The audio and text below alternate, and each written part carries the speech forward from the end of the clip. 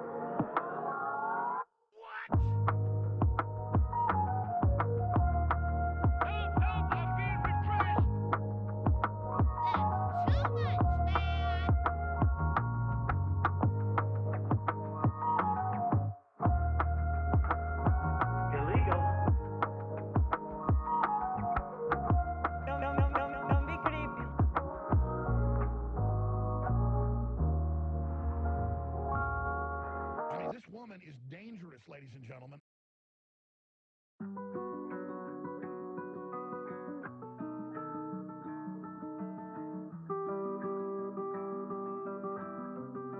It's a bold strategy, Cotton. Let's see if it pays off for him.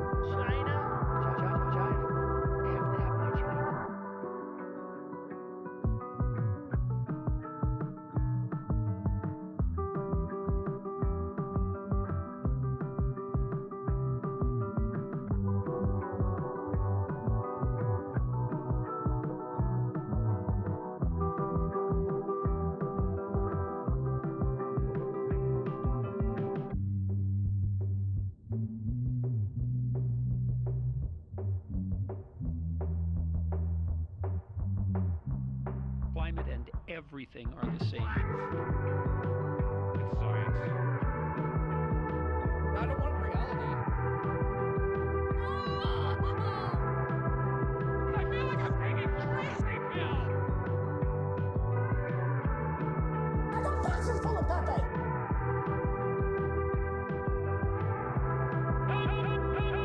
Help, I'm being refreshed.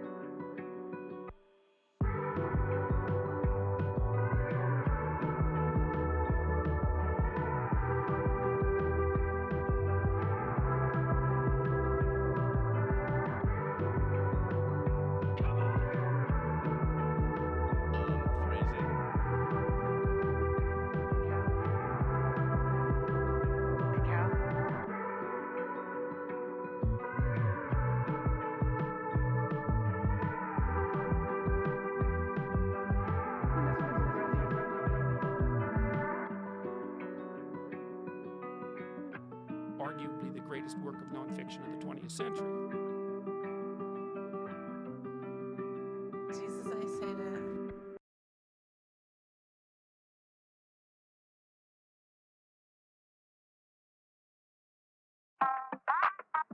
So hot right now. So hot right now. That's hot.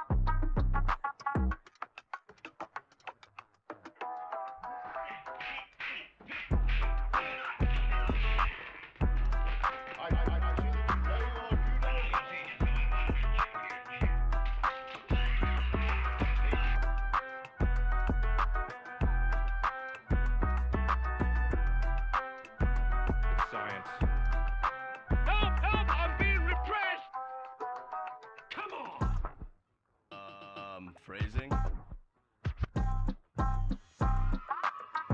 That's hot.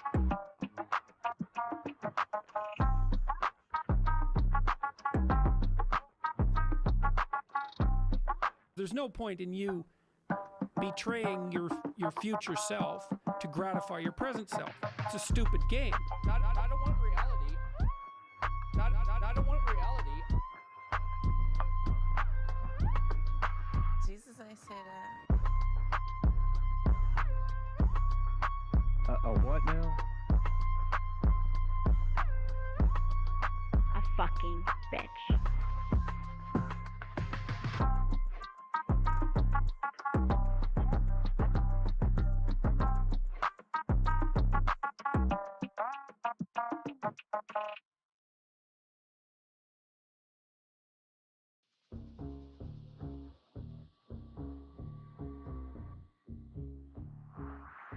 Do you know what we're here for?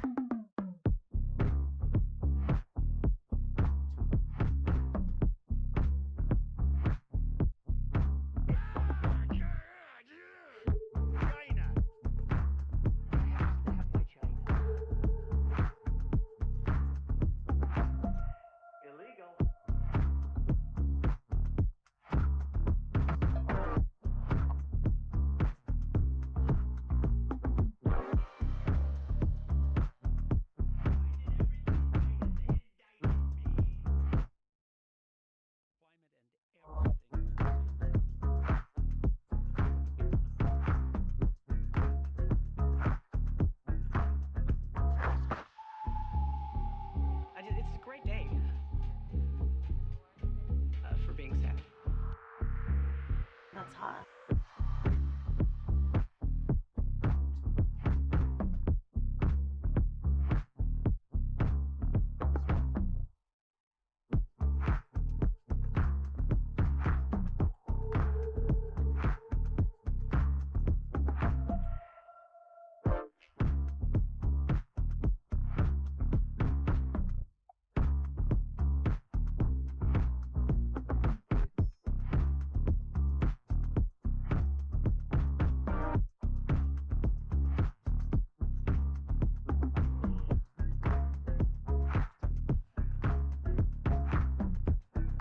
Don't be creepy.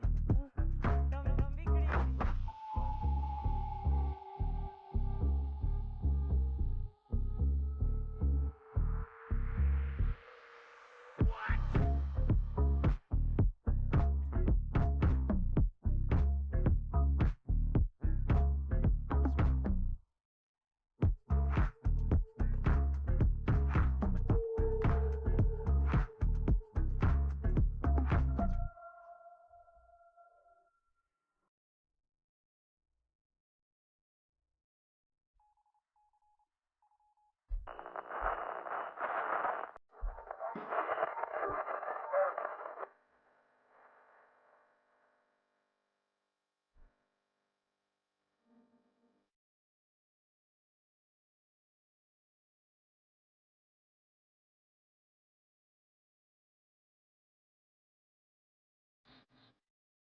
Well, good to see you all once again. Hope your days are going well so far. Although, we got a lot to cover today, so I want to hold off on answering that question. Buckle up, space fans. We've got a long journey to take through the void.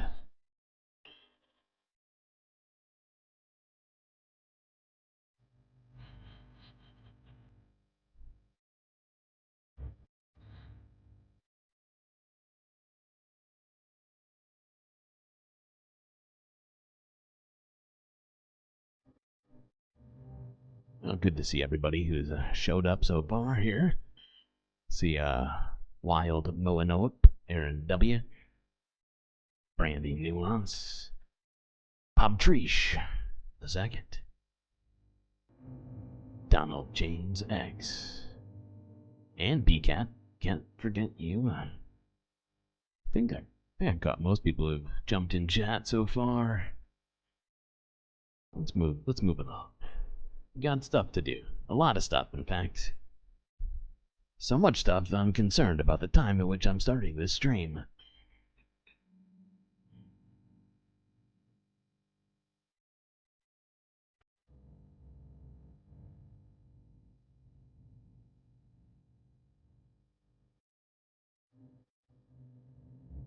Well, I guess we better start in the same place as usual. In the United States. Where, seemingly, everyone is still shooting each other.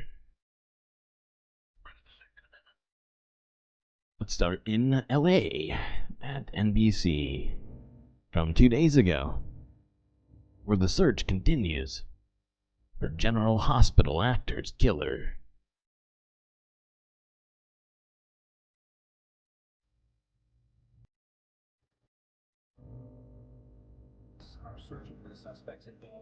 General Hospital actor Johnny Wachter. He was shot and killed leaving work in downtown LA while trying to stop a catalytic converter theft. We did speak with his mother over the weekend. NBC4's Lauren Coronado is live in downtown LA with more of that interview and also the latest details on the investigation. Lauren. Lynette, John, good morning. I just got off the phone with the LAPD who tell me, unfortunately, no arrests have been made. The search continues for the person responsible. And the shooting, the deadly shooting, it happened right here near the corner of Pico and Hope, not far from Crypto.com Arena. According to the LAPD, 3 men appeared to have been trying to steal a catalytic converter when the owner of the car, who family has identified as 37-year-old Johnny Wachter, unintentionally stopped them. Our team spoke with his mother, Scarlett Wachter, over the phone, who tells us her son had just wrapped up a bartending shift not far from LA Live when he was walking with a coworker and noticed people surrounding his car. Scarlett says she believes Johnny thought the car was getting towed. When he approached, one of the men shot and killed Wachter, then took off. I actually could understand. God, just senseless. Over a catalytic converter? Ridiculous.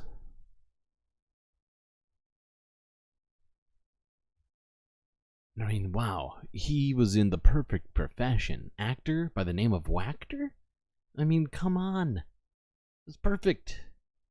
It's really, the least important of the things involved in this situation. Just trying to bring some levity to it. Okay. Well, he is the only famous person that was shot, but there was a number of other incidents in the last day.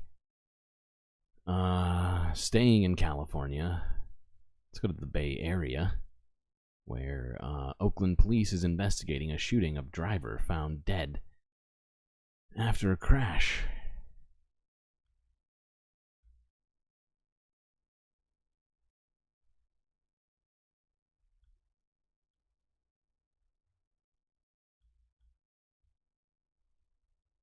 We are following some breaking news overnight that happened in the East Bay. A person is shot and killed, and now police are searching for the suspect. Today in the Bay's Bob Riddell joins us live from San Leandro this morning. This is where the victim was found dead, sadly in a car crash. What do we know about this, Bob? Well, we believe that the victim was trying to get away from the place where he was shot. He ended up crashing here. We're along MacArthur and Durant, just on the border with Oakland. We're actually in San Leandro, where you can see there was a crash involving a white van in front of the Soundtech Music Karaoke business. The victim's vehicle has since been taken away, but this white van is still here. It's because catalytic converters have precious metals. Yeah, no, I get that the catalytic converters can be resold for their metal value. I know they're worth what, maybe a couple $100 or something. But I guess my point is that I don't care who you are, your life is worth more than $200. And not only should the people approaching people trying to steal converters be considering that, but also the people with the guns should also be considering that everyone's life is worth more than $200. You probably shouldn't be shooting anybody over that kind of money, in my thinking. Seems a little ridiculous. This all unfolded around 11:20 last night, about a mile away from here on MacArthur and 98, which again is actually in Oakland. That's where police... Those are all bullet casings, because apparently they needed to shoot 42 times. It's a lot of times. Seems really unnecessary. For fuck's sake. God damn you, America. Yes, Aaron W., please stop, USA. It's a good request. Hopefully everyone's listening. Alright. Now let's look at this. This is in the Bay Area as well. Oh, nope, sorry. LA. Wow. What's up in California right now? Okay. A woman was shot and killed in front of Compton home. This is from NBC LA. There has been nobody arrested in any of these instances that we've looked at so far. I'm afraid the same And so we begin is at 5 here, with that woman's death out of Compton today. She was shot to death while she was sitting in an SUV. Good evening, everyone. I'm Colleen Williams. And I'm Annabelle Sedano. Tonight we're hearing from her mother as detectives try and find the gunman. NBC4's Bailey Miller is live with details. Bailey. So far, no arrests have been made in the killing of the 59-year-old woman named Beverly Wilkins. LA County Sheriff's deputies say it's so early on in this investigation that they are looking at all possibilities right now. But as for Beverly Wilkins' mother, she is now dealing with the devastating aftermath. Somebody bamming on the door. Bam, bam, bam, bam, bam. Mama, Beverly got shot. Rosie Wilkins awoken last night to banging on her door. She went outside to find her daughter, 59-year-old Beverly Wilkins. I went out there to check her, and she was already dead. The heartbreaking discovery after Wilkins said... Okay. Okay. Well, another senseless killing. Seemingly somebody's just sitting in their fucking car, being gunned down outside of their own home. Or I guess it was her mother's. I'm not sure if they lived together. Same idea, I guess. Alright, let's look at a different kind of shooting. This one is a police-related shooting from 2022, where just recently, Pittsburgh Police Department is now being sued for said shooting. This came out about 6 hours ago. Developing this morning, investigators are trying to piece together what went wrong inside a San Jose home, leading to an hours-long police standoff. Now, when it ended, officers made a disturbing discovery inside, a dead body. Today in the base, Ginger Conahero-Saab live for us there at the scene. Now, Ginger, are police sharing what they've learned so far, what may have happened here? Sorry, this is a different... No, go to this. I'm skipping this one. Deal with that later. A mental health crisis that turned into a police shooting in Pittsburgh back in 2022 has resulted now in a federal civil rights lawsuit. The plaintiff, who was shot twice, claims that the shooting was unjustified. And as KRON 4's Luke DeGaulle reports, the officer who opened fire allegedly killed a person while in custody years before. Ashton Porter's civil rights attorney Adante Pointer says Pittsburgh police supervisors dismissed members of Contra Costa County's mental health team without reason February 23, 2022. That is when they responded to Porter's mental health crisis while he was staying at the Hampton Inn and Suites.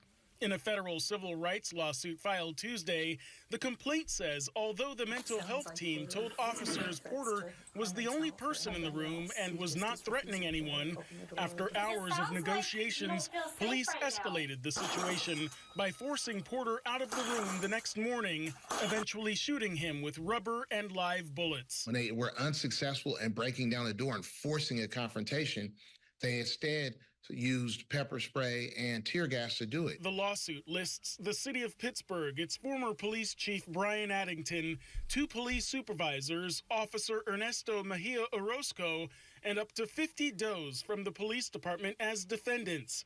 Porter and his wife, who was called to the scene to help de-escalate the matter, but was also allegedly dismissed by the supervisors, are the plaintiffs. Mejia Orozco is accused of shooting Porter twice in the arm and abdomen, nearly killing the father of 6. The lawsuit claims Porter exited the room with a knife above his head and never charged at Mejia Orozco as Pointer says police reports suggest, and which body camera footage seems to debunk. Mr. Porter had his hands above his head, holding a knife in a position of surrender when he was shot after taking 1 or 2 steps out of his hotel room door. In a separate case, Mejia He's not nobody's even in danger.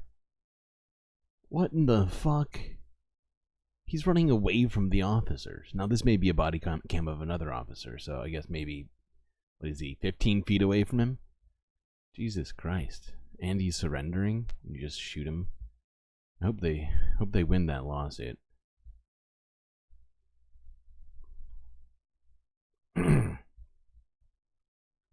Okay. 6 kids too. Jesus Christ.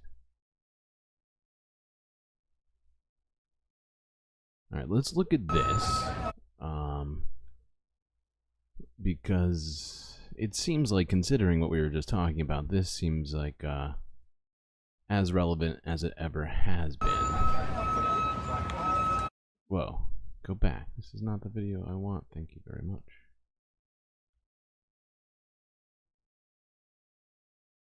There we go. Why are you lagging? Don't be a dick.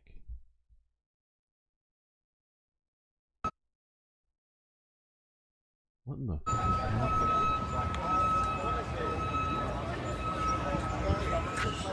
Sorry, hold on. YouTube keeps trying to play the wrong fucking video for me right now. Ew. Ew. Associated Press sells $50 long sleeve t-shirts. Who is buying that? Who is buying $50 Associated Press t-shirts? That is wild. Alright, let's look at this. It's gonna work this time, I promise. This is from CBS Evening News from a day ago, where Illinois Sheriff's Office has created a new program to deal with mental health crises.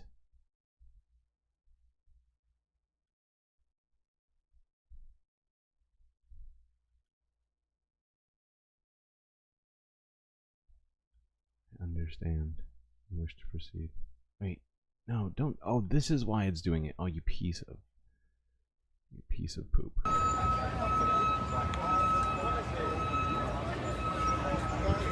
It's because it has a goddamn 18+ advisory on it. That's why this keeps happening. I hate you. A mental health crisis there that turned into a police shooting in Pittsburgh back in 2022 we just talked about has resulted now in a federal civil rights lawsuit. The plaintiff, who was shot twice, claims that this shooting was unjustified, and as Quad 4 Street Develop reports, the officer who opened... Stop it. It won't allow me to accept the I understand and wish to proceed thingy full screen. It's so annoying. Okay, thank you. Across the country, a quarter of all fatal police shootings involve a person with a serious mental illness. The sheriff's office in Cook County, Illinois, has created a first-of-its-kind co-responder program relying on compassion more than force. And a warning to viewers, this story shows people in crisis and includes thoughts of suicide. Here's CBS's Usher Qureshi with tonight's Eye on America. This is where the guy was. He was on the outside of the railing. I felt he was ready to jump at any second. Seconds count. Every word counts. When you're trying to talk someone off the literal ledge. I feel you, brother. No. Body cam shows these critical moments in February when Officer Dave Steyck was first to arrive at this bridge outside of Chicago. My man, I need you to give me a hug. My name's Dave. Brother, I love you. All right? My friends are here, and we're going to help you back over. While officers succeeded here, Steyck admits police are not best qualified to counsel people in crisis. They don't train you. This is exactly what you do. This is the step A through Z of how to talk. Exactly. Police officers are not fucking social workers, and we gotta stop thinking of them like that. They don't have, therapy degrees or any sort of real training on psychology, really. And it's just, it's the wrong tool for the job, right? Someone off of a bridge, and it's not really a police thing. 1 in 4 people with a serious mental illness is arrested at some point during their lifetime. And keep in mind, they're 16 times more likely to be killed That's in an even encounter higher. with police. I hate that. I hate that To number. reduce those odds, Cook County Sheriff's officers bring mental health 16 counselors times like higher. Ellie Montgomery to the scene virtually. Everybody hear that or see that? 16 times more likely to be killed or shot by killed by the police or shot killed. In an encounter. Not just shot, but killed by the police. 16 times. Police. Good God. To reduce those odds, Cook County Sheriff's officers bring mental health counselors like That Ellie sort of Montgomery number- to the scene virtually. That sort of number should give us some pretty serious clarity on how ineffective cops are at actually de-escalating mental health crises. It's just those kind of 1,600% more likely to be killed by the police. I mean, come on. You don't even have to be a mathematician to know that there's a problem there. They're getting a tool that they've never had before in which they can get a mental health professional on scene in seconds. What's the matter with him? He's harming himself. Officers used it for the first time with this man in crisis in 2020. You want to hold on to this for me? Once it de-escalated, he talked to a counselor on the tablet. I'm not that good, but I got you kind of calm down. She's a lot better at this. The sheriff's office has a team of behavioral health experts on call 24/7 by phone or video. They helped Lachelle Oh Wardell's my grandson God. with his mental health and trouble at school. What do you think would have... So all they needed to do was bring in iPads, apparently. Wow. Just a therapist on an iPad. I don't know if it's going to be effective across the board, but it's certainly a start at something. I mean, Jesus, I don't know about it working in all situations, especially like the one we were just talking about before, where that guy was having a mental health crisis and he was boarded up in a room. And I don't know how you get him the iPad. That's one thing I'm a little concerned about.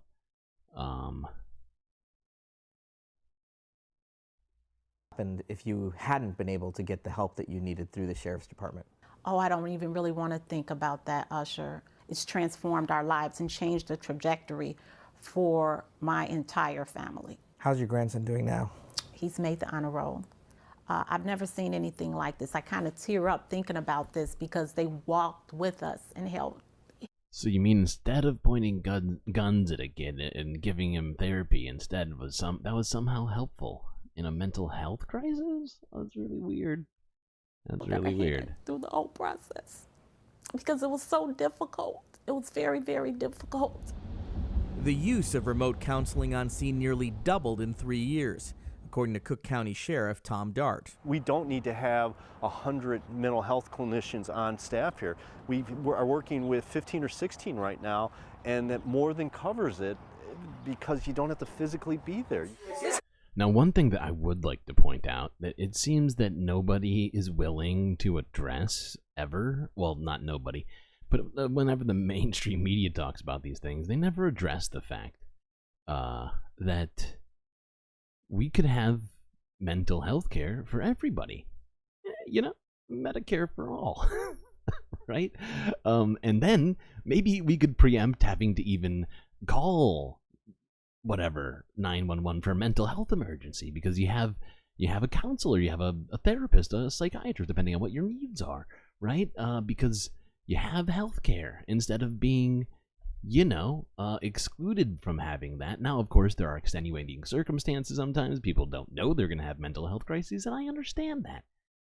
And so that's why we need to try and find ways like this to hopefully combat, this problem we have with policing as it relates to both mental health and poverty and race. I think that we need more interlocutors, right? Like sort of intermediaries to these situations. I feel like we need a lot less guns being pointed at people, and maybe just open arms and minds, things like that. All right, let's move on from gun violence and policing.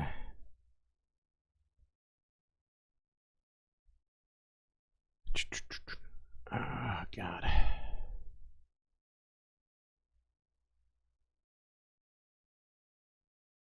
All right, let's quickly look at this. The media and everybody are, or have been, I think they're probably stopped now, but I don't believe an actual verdict has come down yet in the Trump trial. However, final, what are they called? Closing statements were made. So it's official. They are now deliberating. So I figured we'd listen to this from Democracy Now! Real quick to kind of get us caught up on some of that.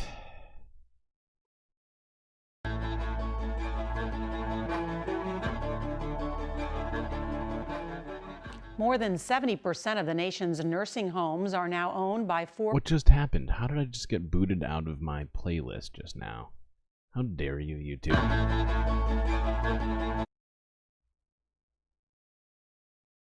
This is so rude. YouTube is being incredibly rude to me today. I don't appreciate it. This news is funded by viewers like you. Please support our work at democracynow.org/give. Jury deliberations begin today in Donald Trump's hush money and election interference trial. Trump has been charged with 34 felony counts of falsifying business records in relation to a $130,000 hush money payment that his former lawyer Michael Cohen made to adult film actress Stormy Daniels.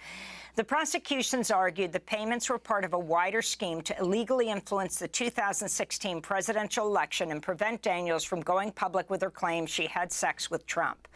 Trump has denied that any such encounter took place and has dismissed the entire trial as a politicized attack. In a marathon day of closing arguments, Trump's defense lawyer, Todd Blanche, sought to discredit Cohen, calling him, quote, the greatest liar of all time, the gloat, and the human embodiment of reasonable doubt. Meanwhile, prosecutor Joshua Steinglass argued the payment scheme amounted to an effort by Trump to, quote... That's a phrase I never thought I'd hear Amy Goodman say. Let's see. Call mental health first and the cops. Right. Well, that's why we need Medicare for all, right? Because I think that in some cases, people are afraid to call for, I don't know, say like an ambulance, or there's not a lot of options, right? There is some like hotlines that people can call. In some cases, it's helpful. But you know, they're not always. It depends on what services you're using. In some cases, I would point out it really it's something of a case by case basis. But I think that it'd be a lot better if people had the access to, you know, mental health services ahead of having crises, right? Before these things, having that always be an option, right? And it's just not for so many people because of their, you know, their financial situations or otherwise. Manipulate and defraud voters to pull the wool over their eyes in a coordinated fashion. He also portrayed Cohen as a flawed individual, but one who offered invaluable testimony, backed up by documents. If Trump is found guilty, it'll likely be weeks or months until he's eventually sentenced. The charges carry a maximum of 4 years in prison. In his closing arguments, Trump's lawyer told jurors Trump could go to jail if convicted. This led to the judge admonishing Blanche for making what the judge called a, quote, outrageous and highly inappropriate remark. For more, we're joined by Ron Kuby. He's a criminal defense. There's a BetterHelp sponsor, like every YouTuber, and they treat their patients and therapists poorly. Yeah, see, I've heard issues with that, and which is why I have concerns about some of these sort of privatized mental health help lines, if you will. Because I have heard, they're not, like, once again, I've heard good things too, but I've also heard a few not so good things. And civil rights lawyer based here in New York who's closely following all the Trump cases. He's joining us in New York. It's great to have you with us, Ron. Thank you, Amy. Why don't you just summarize the closing arguments yesterday and what your assessment of them was? Summarizing an amazing 8 hours total of argument. Not going to be an easy thing to do. Basically, the defense strategy they went on for 2 to 3 hours was to not tell a counter narrative, not explain another reason why all this stuff was done, but just to search for reasonable doubt. Like when we were little kids, we'd look at puzzles and, you know, circle the rabbits that are hidden in the puzzle. And that's kind of what the defense was doing. Michael Cohen's a reasonable doubt, Stormy Daniels is, you know, and all of the discrepancies were reasonable doubts. The existence of people is a Unfortunately, as the reasonable doubt. prosecution sort of indicated in their 5.5-hour marathon, a trial isn't a search for reasonable doubts. Oh, look, I found one. No, it's a search for the truth. And while he could have told the story in 4 hours rather than 6, frankly, it was an amazing summation in which every piece of evidence was explained as a part of the entire narrative of Trump criminality. And it was wildly persuasive in a way that summations usually are not. Now, what the jury does with it, with any of it, of course, is impossible to know. I mean, half the time I don't even know what's going on in the minds of my family, let alone 12 people that I've never met before. And Ron, I wanted to ask you, what do you think is the impact of either way on the fact that neither the defense nor the prosecution called Alan Weisselberg, the chief financial guy for Trump and the guy at the center of this alleged conspiracy? What impact will that have, you think? I don't think it's going to have much of an effect at all. Honestly, they have the Weisselberg memo in there. Either side could have called him. Neither side did. So arguing that the defense should have called Weisselberg if he was going to corroborate Trump's account of this is as silly as arguing the opposite. Plus, the jury doesn't know where Weisselberg is. They don't know that he's sitting around in Rikers Island right now in the geriatric wing on his second perjury plea. For all they know, he's dead or out of town or is lying there with a heart attack. So I don't think it's going to make much difference. And of the 34 counts that Trump is facing, are there any that you think are more likely to get a guilty verdict than some of the others? No, because they're all essentially the same conduct. Falsifying business records, which clearly were falsified, Donald Trump causing those business records to be falsified, which I think has been proved, and doing so for the purpose of committing another crime. And let's face it, most people, when they falsify business records, they do it to either get something that they're not allowed to get or to avoid doing something the law requires them to do. Nobody wakes. Yeah, I think that makes a lot of sense. And, like the intricacies of this trial, to me, like, it does not mean that much to me. Like, I wish it meant more. But because of all the things I've seen and heard about in whatever, like, just the last, Jesus Christ, when did we even start talking about Donald Trump to this degree? 2015, 14? When was that? Golden elevator. But yeah, like, I've heard so many allegations about crimes that he's committed. At this point, like, I just judge him as being a career criminal. 2010? No, I was definitely not thinking about Donald Trump in 2010. I mean, Donald Trump was thinking about Donald Trump in 2010, but certainly not me. Okay. What next? Oh, this was a disturbing story. This is what happens when you make it so that not only can teachers not let's be real, okay? This is an estate. This is happening in Virginia, a place where everybody for the last, 4 years to some degree or another have been either crying about CRT or genuinely just asking for books to be burned. And I felt like this was sort of a direct, like, downstream effect of this kind of thinking. This is from 7 hours ago. NBC News, where in Virginia, a school is addressing a quote-unquote segregation game that is being played amongst middle schoolers.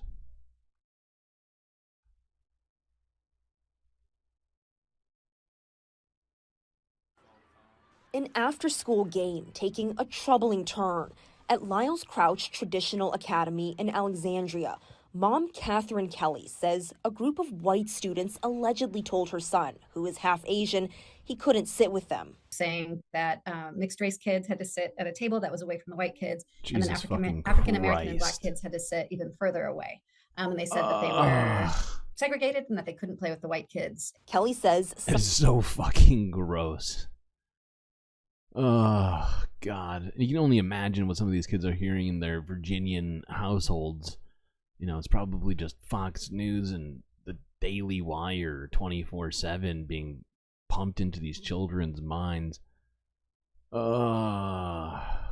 students also allegedly teased the students of color based on race and class. It was, of course, very difficult. It was confusing. He was trying to understand what was going on while also trying to stand up for his friends and trying to kind of interrupt the situation, but not really knowing what to do. News 4 obtained a letter sent by the school's principal to parents last Friday, acknowledging an inappropriate game that caused some students to feel uncomfortable as part of a role. Okay, this is a wild response from the school, okay? Saying, quote unquote, some students to feel uncomfortable, right? it should be, I mean, the fact is it should have made everybody uncomfortable, right? The fact that the teachers are trying to make this out to be some sort of a, what do you call it? Like a fringe situation. It sounds like is pretty pervasive if they're taking over tables and like, literally excluding people and saying directly no. This is like it that. Oh my God! I mean, wow. And it continues to get worse. I mean, first off, they're claiming that they're just role playing a social studies lesson. Now, I don't know what they're teaching in their fucking social studies classes, but if you have teachers allowing students to do this kind of shit based upon some sort of a role playing thing, we got you have 20 likes. Holy cow. Okay, hold on. I totally forgot about that. I'm sorry. All right, you got a 2 and a 5. It's a Cisco and I think a Morty. 1, 2, 3, 4, 5.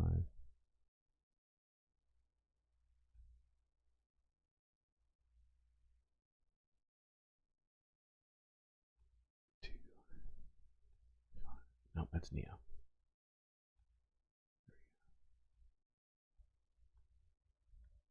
Play of a social studies lesson. The letter said students often want to discuss troubling topics from class in a variety of. This sort of like obfuscation of the problem here, suggesting that somehow this is an innocent expression of a learning environment is absolutely wild. Maybe we should also allow them to engage in slave trading in class. I mean, obviously I'm being very inflammatory here, perhaps, but, or that's the wrong word, but you get what I'm saying. Actually, maybe that's not the wrong word. But my point is that suggesting somehow that, like, you know, this is just some sort of a, like, what is that? Why are you frowning at me? What was I saying? Like, this is not a discussion of troubling topics, right?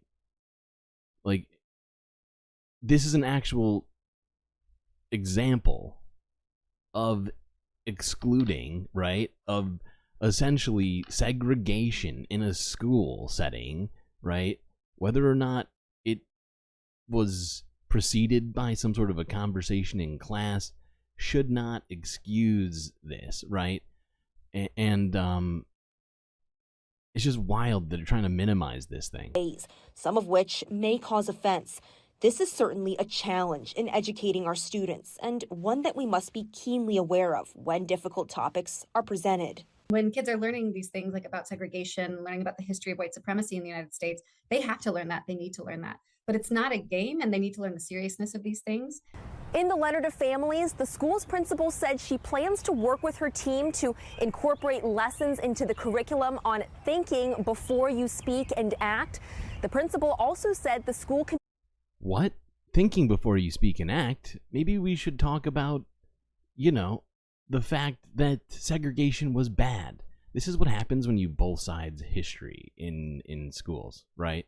Virginia is, you know, it's wild that they're they're trying to suggest that somehow it's just a problem of not thinking before you act, right? Like, it's beyond that. It is genuinely fucking beyond that. Community has a... Oh, God. Collective response. Like, this is this is just genuine, like a downstream effect of people saying, oh, we have to make sure that we don't make the kids feel bad by telling them about slavery, which might make, you know, might make my white child feel bad for talking about facts, right? And it's like, you know, your white children are currently engaging in something that we were supposed to have gotten rid of 50 years ago, and now you're trying to say that they didn't think hard enough about it. I think that maybe you, as educators, are failing to tell children the realities of history. that could be it. To make sure all students and families feel valued and respected. I think we do it by perhaps starting with what children know.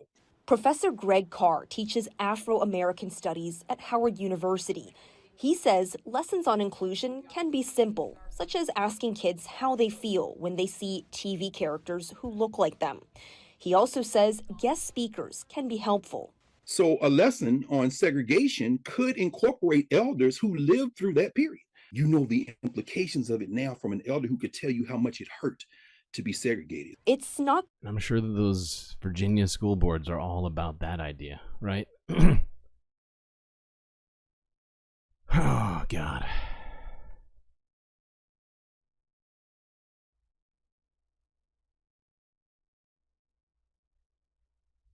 Okay, well, let's look at this. Cisco has snuck his way into your heart. I am glad to hear that.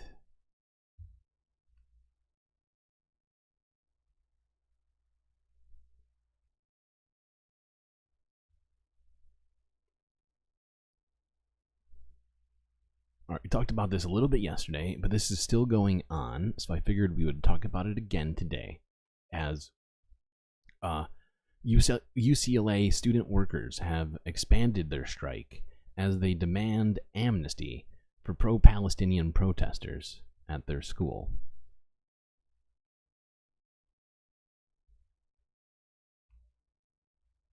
A worker strike it started at UC Santa Cruz last week is now expanding across the state. Today, academic workers at UCLA and UC Davis walked off the job. It's over the UC system's handling of recent pro-Palestinian protests on campus and what they say are unfair labor practices. NBC Bay Area's Marianne Favreau reports from UC Santa Cruz. About 2,000 UC Santa Cruz academic workers walked off the job on May 20th, and you can see that they are still out here protesting unfair labor practices.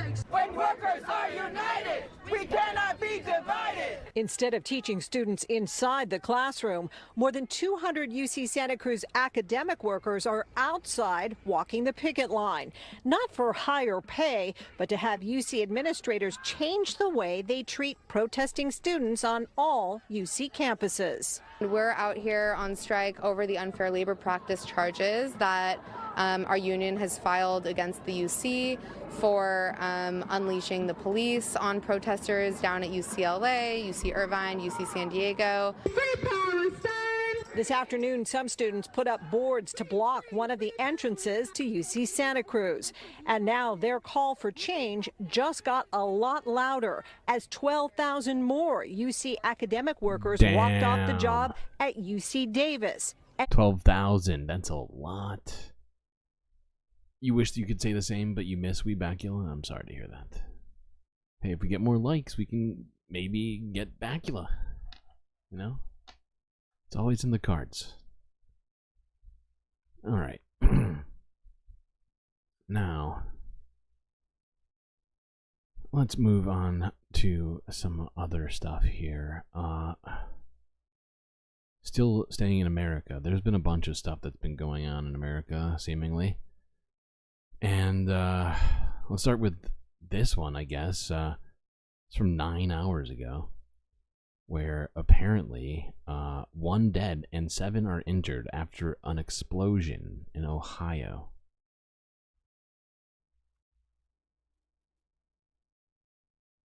There's also some breaking news from New. No, that one.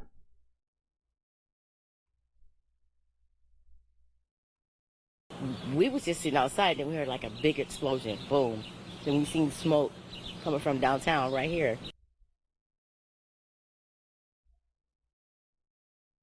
Damn. That whole building is just destroyed.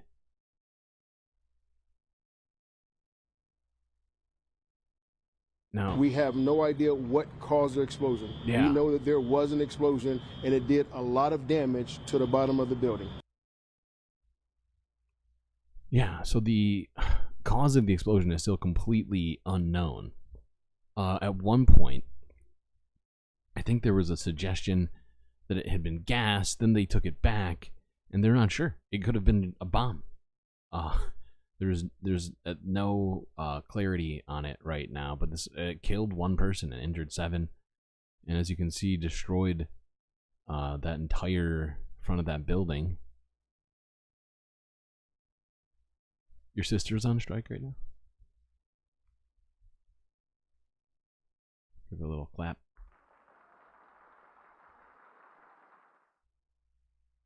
Okay, let's see.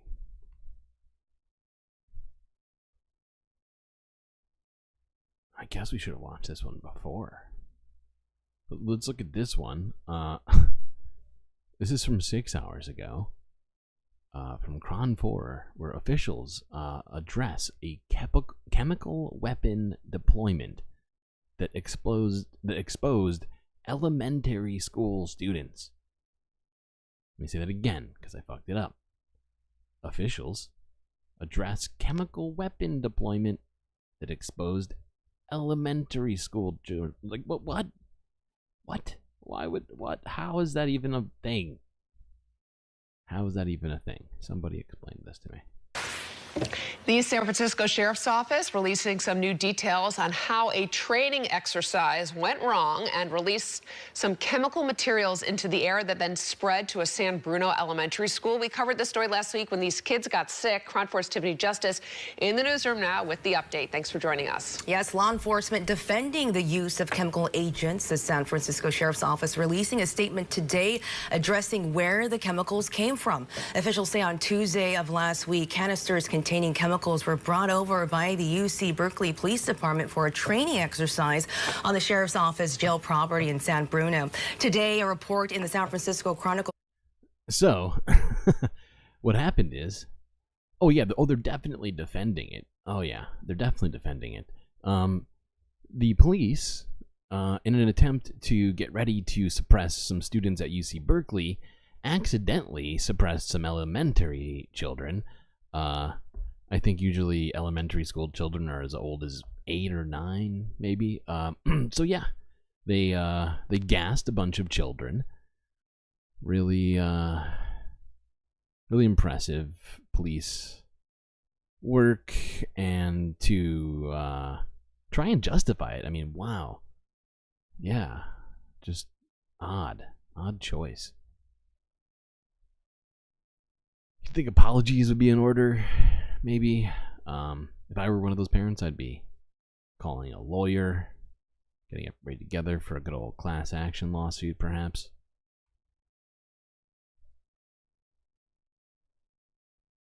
I'm sure the police department does not want to pay it, which is why they are immediately trying to justify their actions. They investigated themselves immediately on the spot, found they did nothing wrong when they gassed those children. Phew, thankfully we have them to investigate themselves. Okay, let's move on to this. Wow, we have a lot of American-related stories before we even get to environmental shit today. I might have to... Wow, this is going to be a long day. What have I done? Who made this list? Okay, let's look at this. I found this both fascinating and hilarious. This is from 22 hours ago. Cron 4. Some Safeway stores have removed self-checkout to curb theft.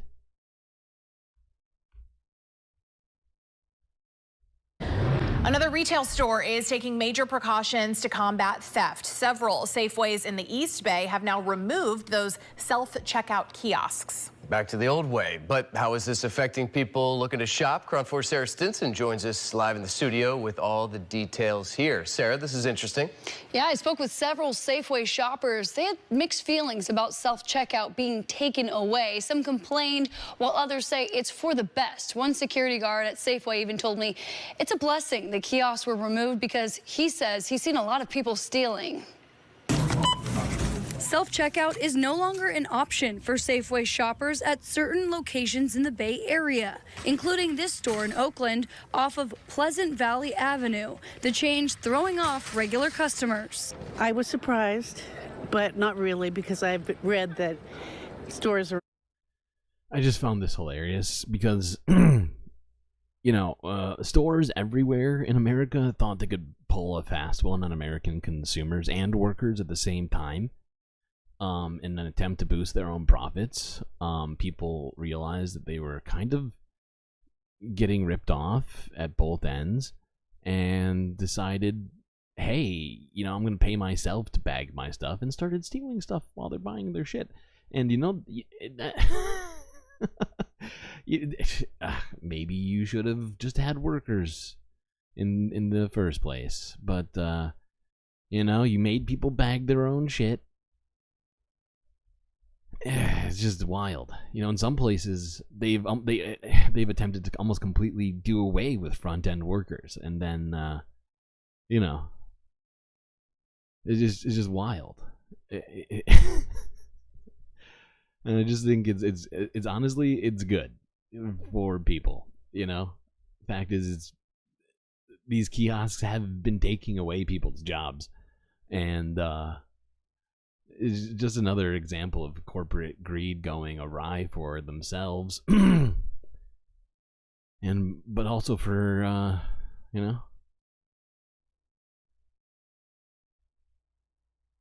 also for America.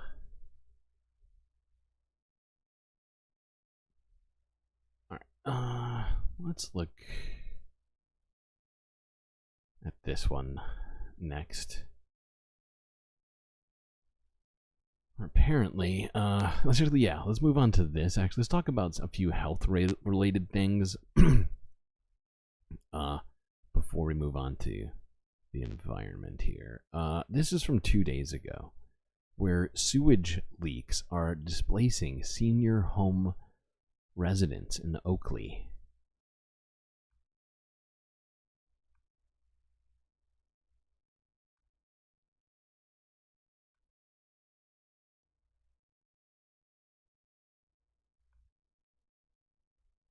Do it. Several people have been displaced. There was a sewage leak at a senior home in Oakley. Yeah, and it was discovered after people became trapped inside of an elevator. Cron 4's Michael Thomas on that story for us in the newsroom. Michael. Hey, good morning, everyone. Talk about a really not ideal situation, and it happened yesterday at around 11:30. And Contra Costa County Fire says there's still more than 4 dozen senior residents and their pets this morning without a home because of this hazardous water. Take a look. This is what the scene looked like at the senior care facility on Carroll Lane in Oakley. This hazardous water was leaking from a bathroom tub that was overfilling on the second floor, officials say. It was filled with a mixture of different things you can see there. They still don't know exactly what it is. However, it did start to make its way down to the building's main. Oh, gross. It's basically poop water is what it is. And rusty pipe water.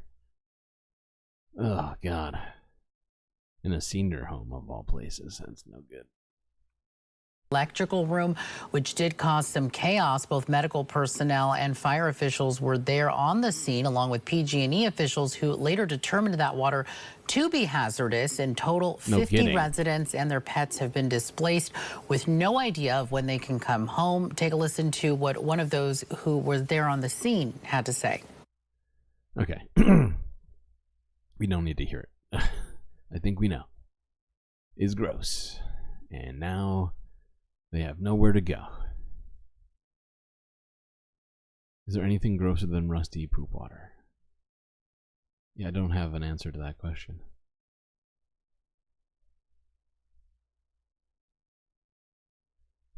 Which one first? This one. Yeah. Let's go to this, where there are concerns arising over a new drug that is being mixed with fentanyl. Well, what could be worse than fentanyl?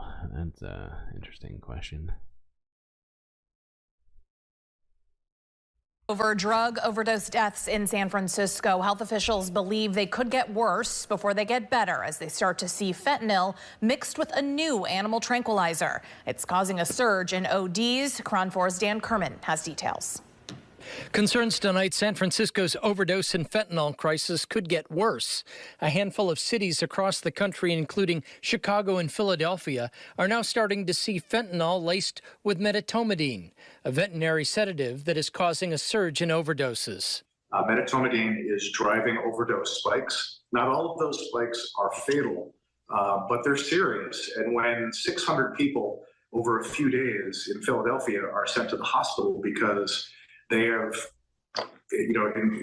encountered a drug in which medetomidine is present, we got to take it seriously. San Francisco Supervisor Matt Dorsey has sent this letter asking the city's medical examiner, Department of Public Health, and police department to answer the following questions.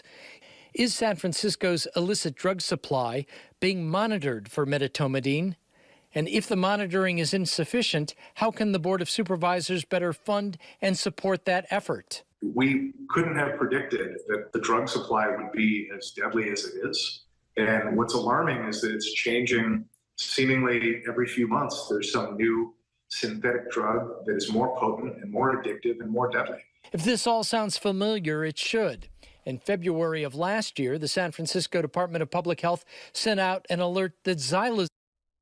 Oh my God, I'm looking this up right now, and apparently, due to its sedative effects, this is commonly used in more aggressive and large animals. So you're talking about bears, and lions, I guess, and shit like that. I mean, is wild. It is wild. Oh God.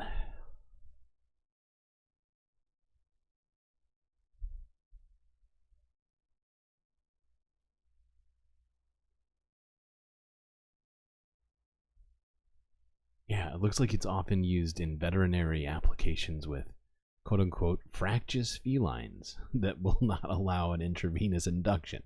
And by fractious felines, I mean, I'm pretty sure that means fucking leopards and tigers and shit. That is probably not supposed to go in humans.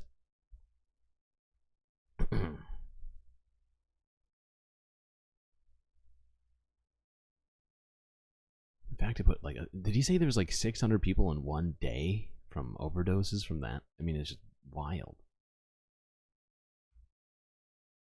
I know Philly's a big place, but 600 for just that? Yeah, it seems like a bit much.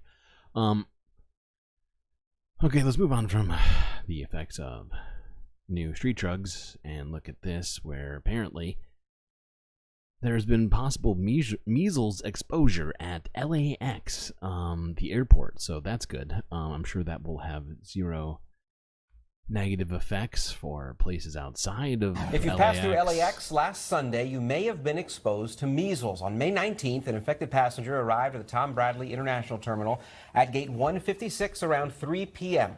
The passenger then left on a connecting flight from Gate 82 in Terminal 7 at 8 o'clock. So if you were in that vicinity at that time, I want to double check. That's right.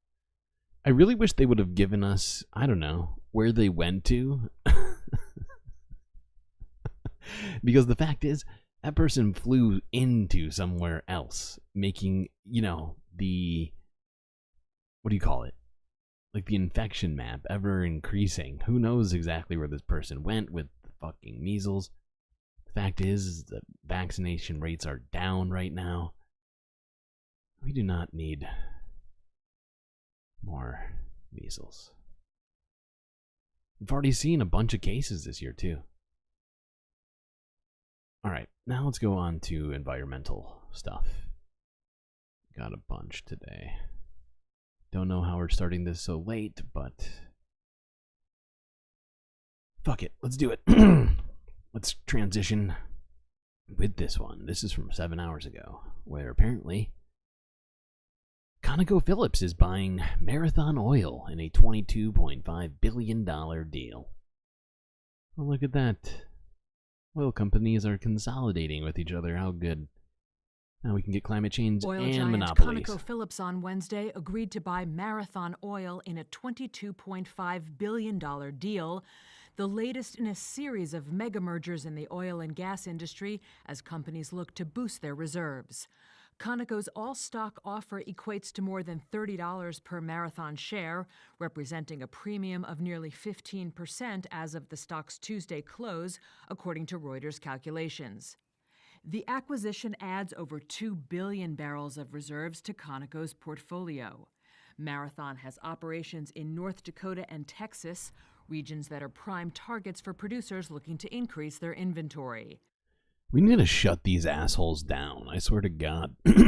And to discuss some of the reasons why, aside from the fact that they're, I don't know, contributing to the destruction of the planet, let's listen to this little story, if you will, from More Perfect Union. This came out a day ago, where according to them, U.S. oil companies colluded to raise gas prices. Illegal.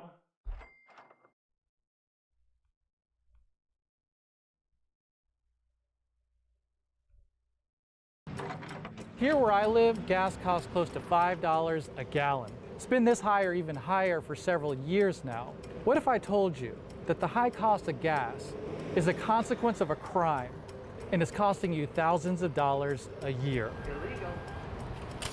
That's the implication of a blockbuster new case brought by the Federal Trade Commission against one of the largest oil producers in the United States. We went off of the evidence. Their text messages, their emails. When companies and top executives say that they're trying to collude, we believe them.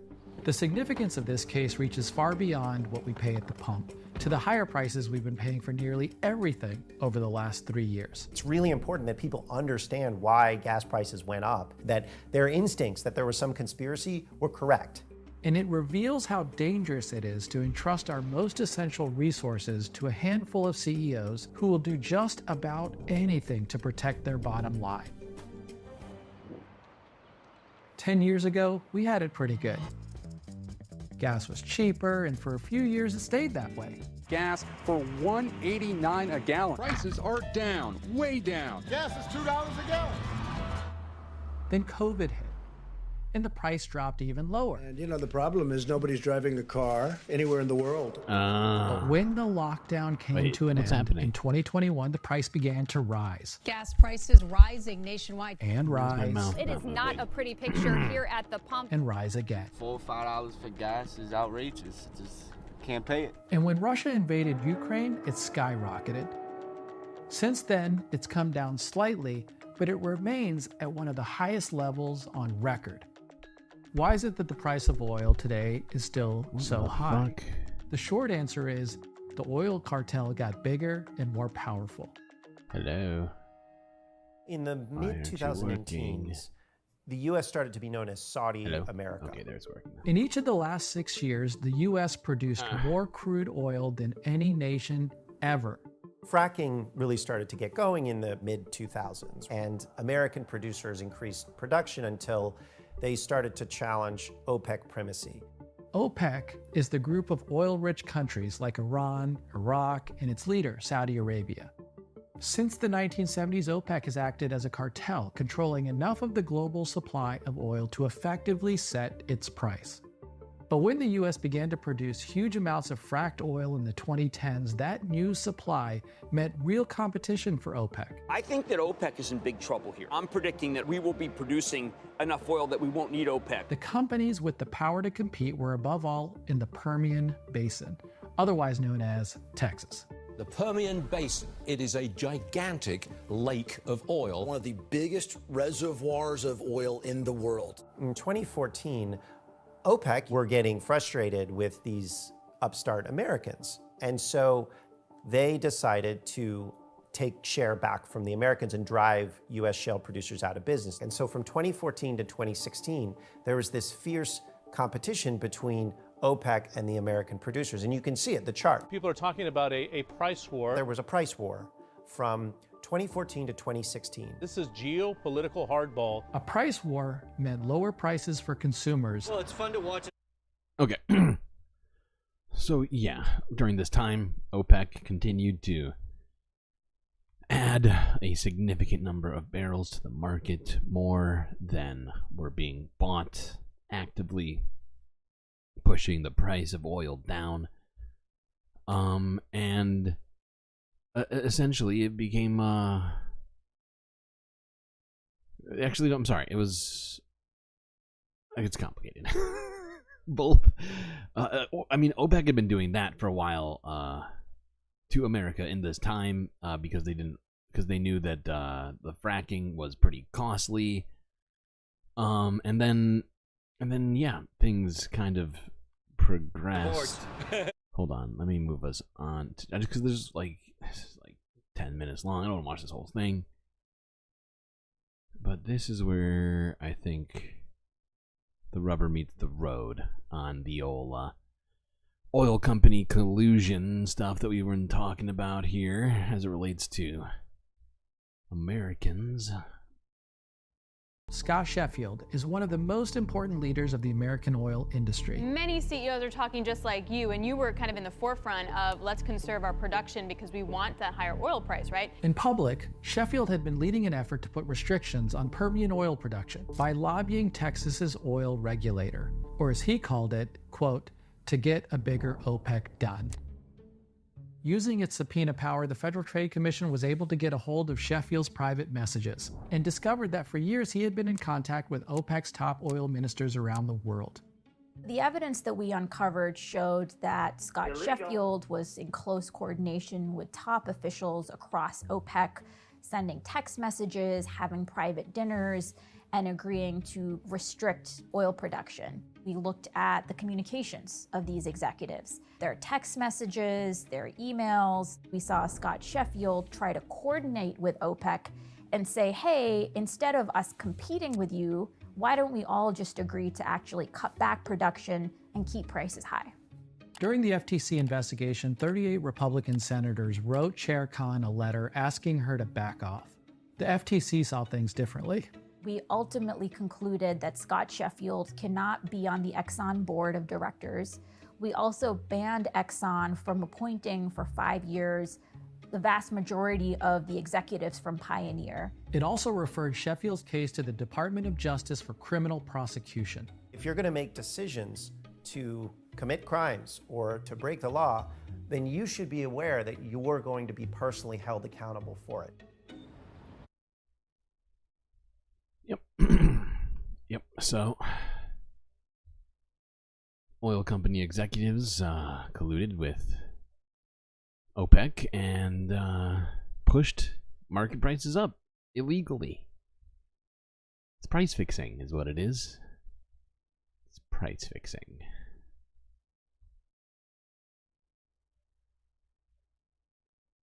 The fact is it didn't just affect Americans, it affected the entire world.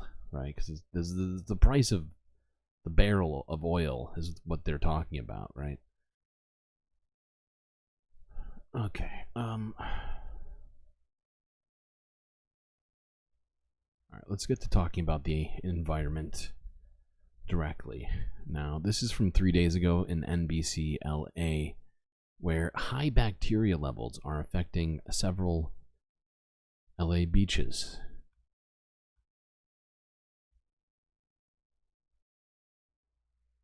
Stay away from the water. That is the warning from LA County officials about several beaches experiencing high levels of bacteria. NBC4's Annette Arriola live in Santa Monica to explain what's happening. Annette, this is a very serious warning. Good morning.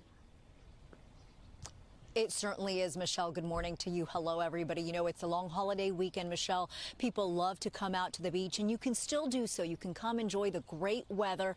But here's the thing.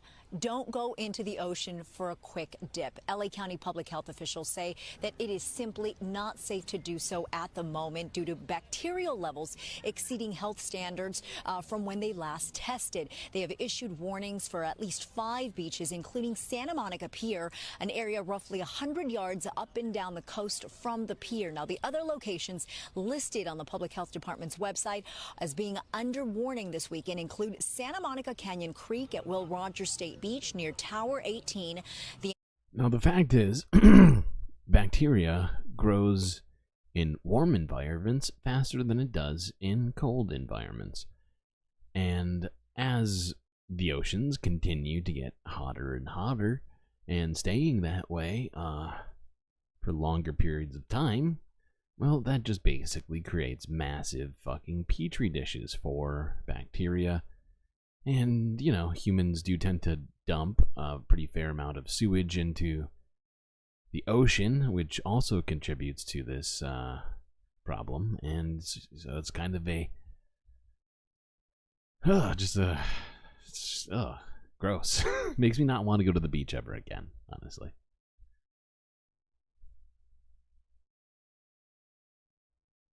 Okay, and to talk about that a little bit more, let's look at this video here from a day ago. Now to our climate in crisis, the arrival of summer means warmer temperatures and a lot of people cooling off at the beach. Yes, but this year there is a warning. Climate change is increasing wave hazards on California's coast. So here to tell us more is meteorologist Vianney Arana. Vianney, talk to us about the impacts this is having on our coast and what this could mean for all of us who, of course, want to go to the beach this summer. Yeah, we've got beautiful coastlines, you know, from west coast to east coast. But NOAA's research has shown evidence that waves in the North Pacific Ocean have gotten bigger in size and intensity over the past 50 years. Now, they say it is the result of stronger winds and storm activity, particularly in Southern California. The direction of ocean swells during the winter months also has an effect on the swell, along with conditions like the El Nino and the La Nina patterns. Now, powerful waves with crushing shore breakers combined with piers, shores, and cliffs can bring dangerous conditions.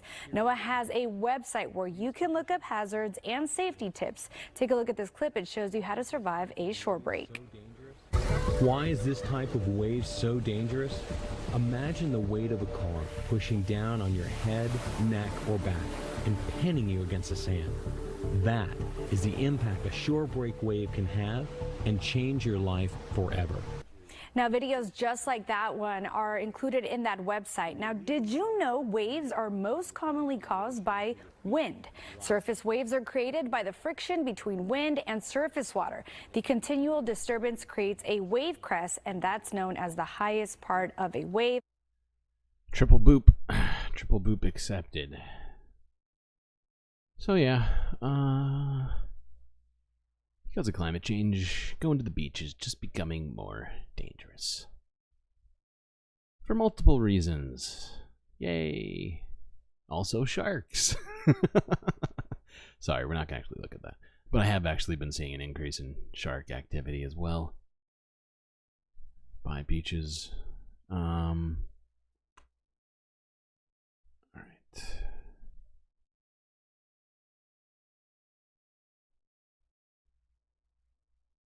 This is from 11 hours ago, where swarms of Mormon crickets are causing crashes in Nevada.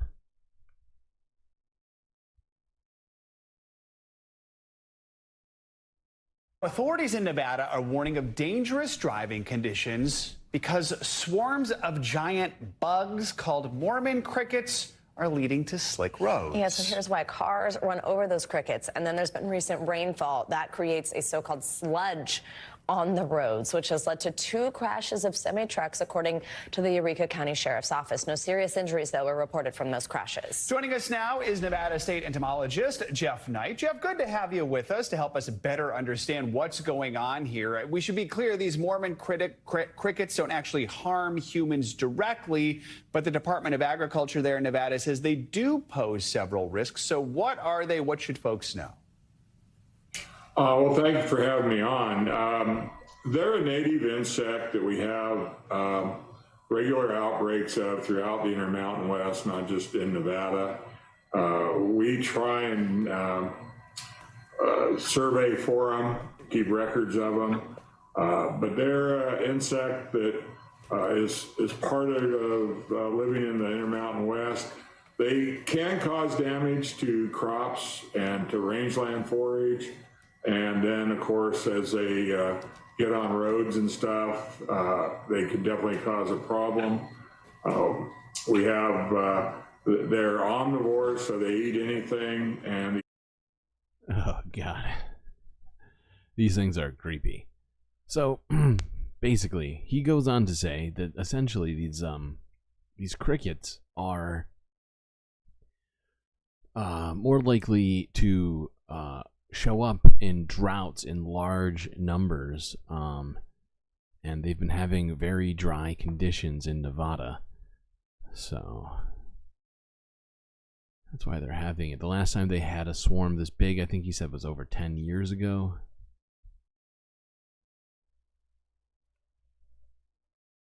You hate them?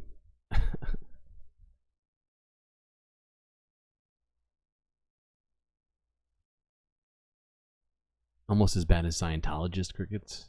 Wow. Wow.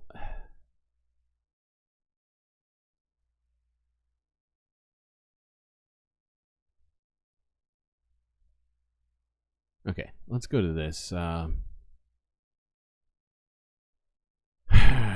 As I know, I feel like it sounds like I'm a broken record, and that I'm just repeating things, but I'm not. This is a new one. Houston has been hit by another storm.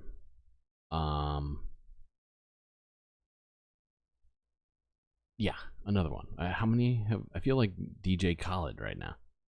And another one. It's been like 5 in the last 2 weeks. It's not even hurricanes. All right, big story this. First, let's look at this, though. And with Luke Jones is in Magnolia with the latest on the deadly collapse. Luke. And what you're looking at here tonight, Eric, is not 1, but 2 homes that were blown over when that storm rolled through this area around 1 o'clock today. Now, a witness we spoke with says that teen was actually standing between both of the homes when they started swaying back and forth. The other workers saw this. They took off running, but clearly that teen couldn't in time. First responders sifting through the pieces of what was going to be a house, holding up sheets to shield from view what they know they'll eventually find. A 16-year-old boy working on this house when it and the house next to it are blown down by hurricane-force winds.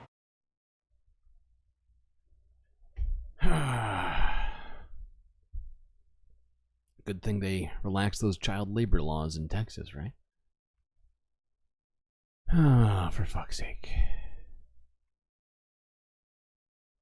But there's more effects of this storm, not just this one boy's death. Let's continue looking at the rest of it.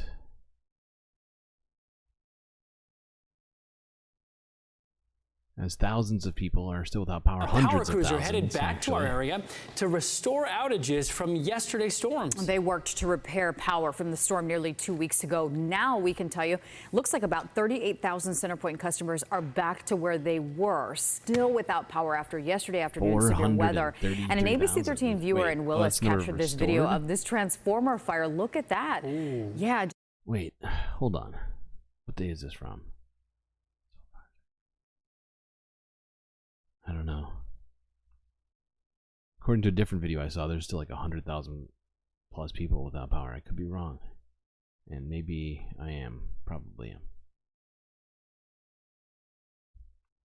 After yesterday afternoon's severe weather, and an ABC 13 viewer in Willis captured this video of this transformer fire. Look at that. Ooh. Yeah, just another sign of how dangerous these storms are. ABC 13's Charlie Etzedy is live from downtown Houston this morning. Charlie, this is like people waking up. It's like deja vu for people. It really is, Rita and Jacob, and surely frustrating for so many people, especially those waking up without power this morning, basically a round two of what happened just a couple of days ago. And so we're live from downtown this morning, and you can see some of the damage from yesterday's storm. It really just looks identical to the aftermath of the storms that happened back on May 16th. You can see all the broken glass on the ground and street closures. We're on Milam and Rusk this morning, and Judge Lena Hidalgo says 1,800 utility crews who were actually making their way back home after helping restore power outages from the first storm, they had to turn around and come right back. And so once again this morning, around 38,000 CenterPoint customers are waking up in the dark. Yesterday's storm packed more heavy winds, at times reaching up to 80 miles per hour. This, of course, knocking down more trees and leading to more power outages. And we also spotted a lot of street flooding as well. Some drivers had to slowly creep by a section of 45 just north of downtown that had some flooding. And Saturday, of course, I heard you guys mention this, is the start of hurricane season. And of course, some people are really worried about what's to come. Our ABC 13 weather team explains that the El Nino weather pattern is... Okay. So yeah, hurricane season is absolutely starting on the 1st of June. It's just a couple of days away now. For fuck's sake.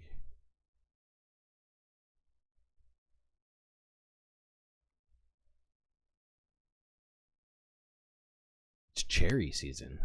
Interesting. Sounds delicious.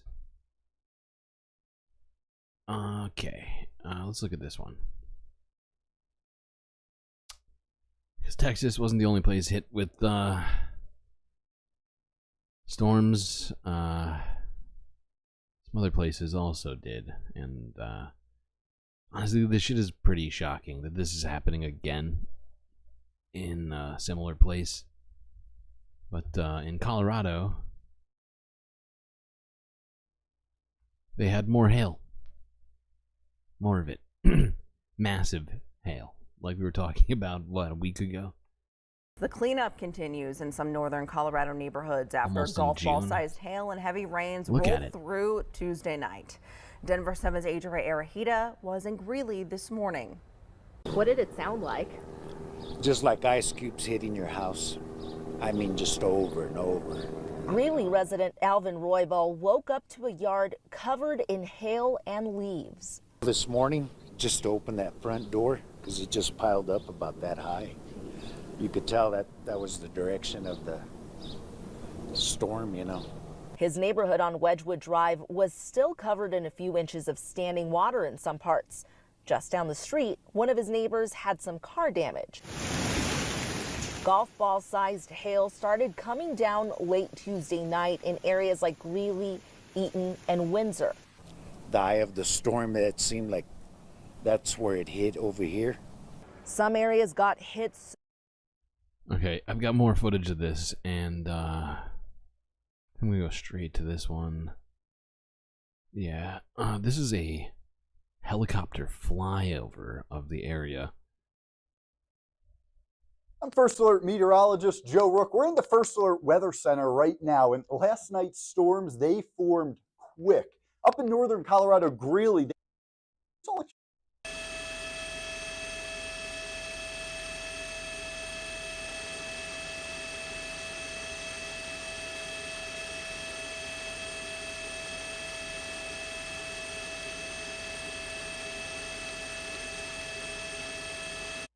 It's just so strange to see this kind of weather happening. What, 2 days out from June? I mean, what the fuck?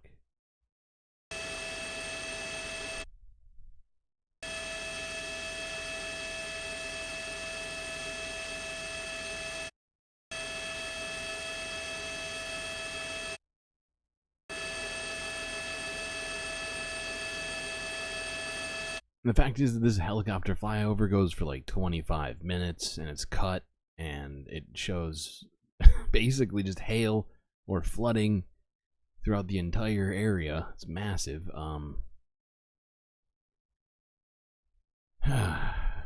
Good God.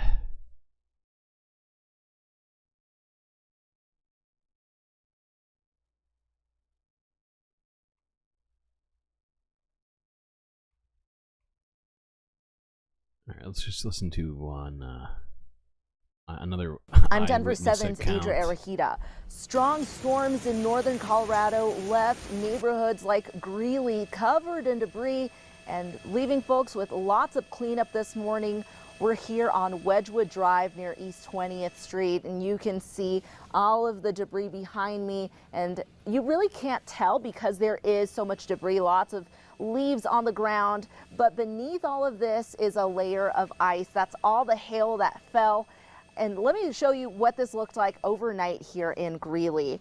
Now, most of that hail started falling around 9-10 p.m. last night, and Greeley wasn't the only area that got hit. Eaton and Windsor also saw some of that large hail, golf ball sized hail in some parts, and lots of heavy rain. Nearly 1,000 customers losing power overnight. Now, I don't know what the statistical likelihood of like 5 events such as this all happening within like a week and a half, but it seems pretty low to me, right? 2 in Colorado, 1 in Poland, 1 in, where was it? Oh, God. Oh, my brain just broke. Was it Germany? I can't remember now. Oh, God. It was like, there's like at least 4 or 5 of these that happened.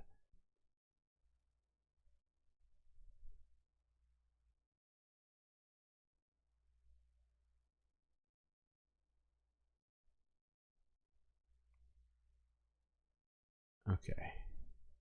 Now let's look at something that's not at all upsetting. This is from a day ago, where New Yorkers and visitors are treated to the sight of Manhattanhenge. Alright, let's go east to New York.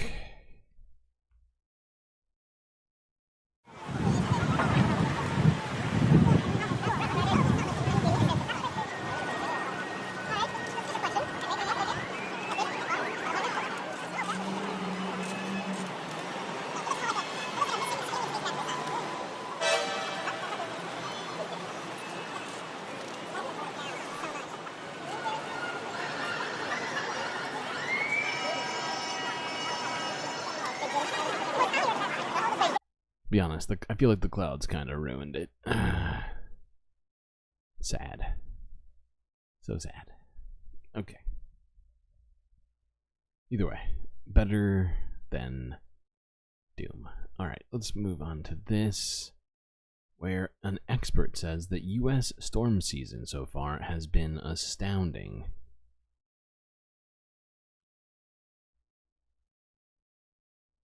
Oh, wait, no, first let's look at this. Sorry. Western New York school districts receive $14 million for electric school buses. Western New York school districts are together getting nearly $14 million to buy new electric buses. And tonight we're hearing directly from the federal EPA regional administrator on why this funding is so crucial. Good evening, everyone. I'm Michael Wooten. We're glad you're here with us. We've covered this topic quite a bit on this show, with New York State mandating that all new school buses be electric by the year 2027. And then districts' entire fleets have to be fully electric by the year 2035. School leaders have sounded the alarm about the cost of that, making this EPA announcement today. Oh my God. People crying about the cost of these things. I mean, this is why we have to just fund these things at the federal level, because it's so annoying to hear the school districts complaining about the cost of something that is barely even, you know, like reaching goals that we need to be reaching by 2035. By 2035 we better have solved hydrocarbons. We got 11 years to do that. No, not 11 years. What was it? We have 2 years, according to the UN. So 2035, we better already be having these things fucking figured out.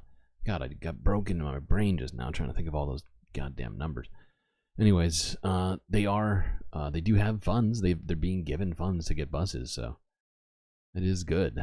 But we need to do way more than that. All right, now let's listen to this expert discuss U.S. storm season.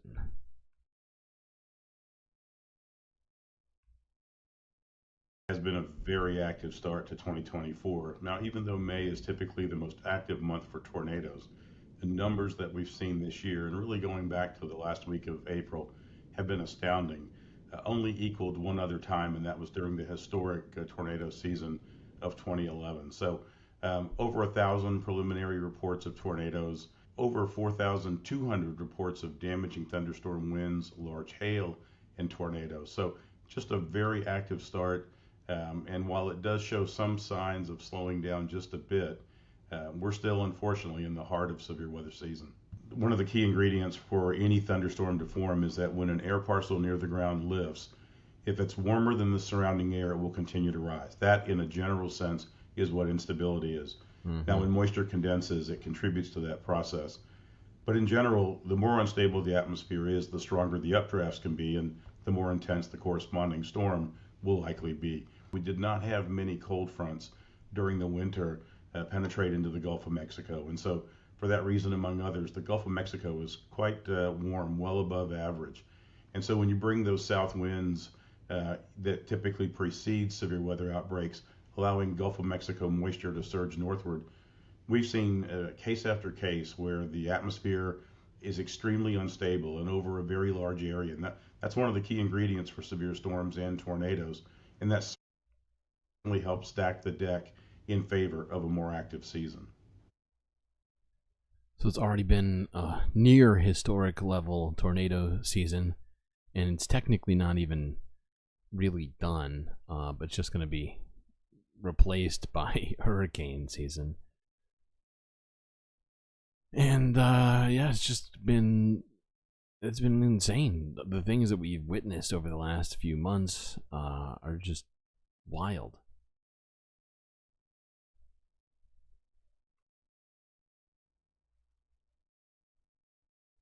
All right, let's look at this. As Iceland's volcano, what's it called? Grindavik? Yeah. Has erupted for the 5th time this year. Let's quickly look at this.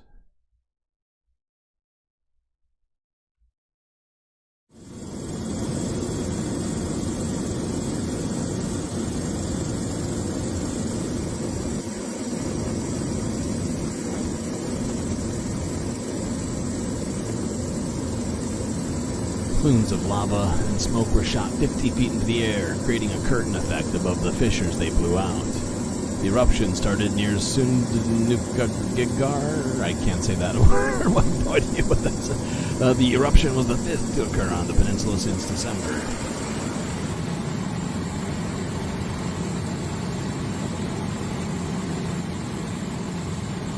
Good God, it just looks so massive. The amount of area that's erupting. Just looks like a massive fissure in the earth. Just, oh my God, that is terrifying. It's also not good because it's shooting a bunch of extra carbon into our atmosphere that we don't need there.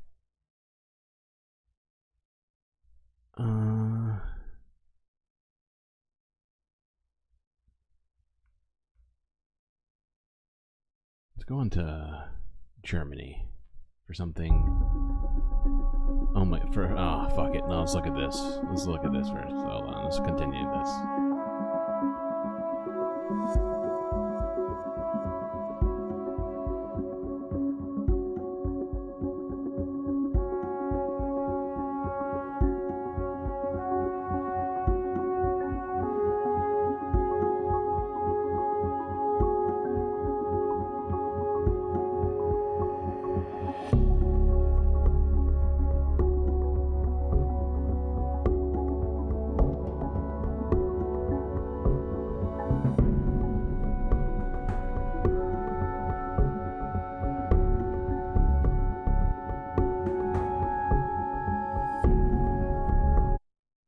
I just, I don't know why, but even though it's, you know, causes some amount of destruction, I just love watching it. I don't know why. I just love looking at volcanoes. There's something about it.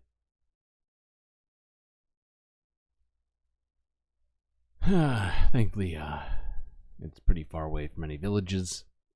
Nobody's in immediate danger from that volcano. Let's look at this now in Germany, where the counting of insects gets underway. Bug counting time. Let's do it. All right, Germany. Show us how it's done. Der Insektensommer vom NABU ist im Grunde Insect Deutschlands Summer is größte basically Insektenzählung Germany's mit Hilfe largest von insect Bürgerinnen. count Das with the help heißt, of wir rufen citizens. jedes In Jahr other im words, Sommer auf, every Anfang summer Juni we und call the Anfang people to go August, out and count insects rauszugehen at the und beginning of Insekten zu June zählen. and the beginning of August.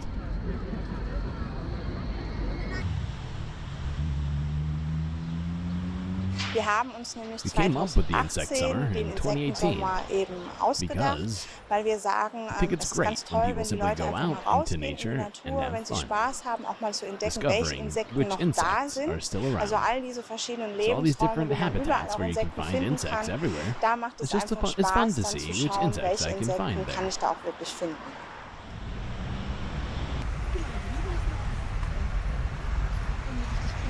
Insekten sind ein unglaublich wichtiger Insects Bildungsblock are an im incredibly Ökosystem. Das important heißt, alles part of our hängt ecosystem. irgendwie In other miteinander words, zusammen in der everything is Natur. Und somehow Insekten sind da sehr, connected sehr in wichtig. nature. Sie And sind insects are natürlich very, ganz very wichtig für die important. Bestäubung They are, von of course, Pflanzen. very important for the Außerdem pollination sind sie of eine wichtige plants. Nahrungsgrundlage They're für also viele important andere food Tiere source for wie many other Frösche, animals, such as Vögel, frogs, birds, and small kleine mammals, Säugetiere, as well as soil Bodenfruchtbarkeit. fertility.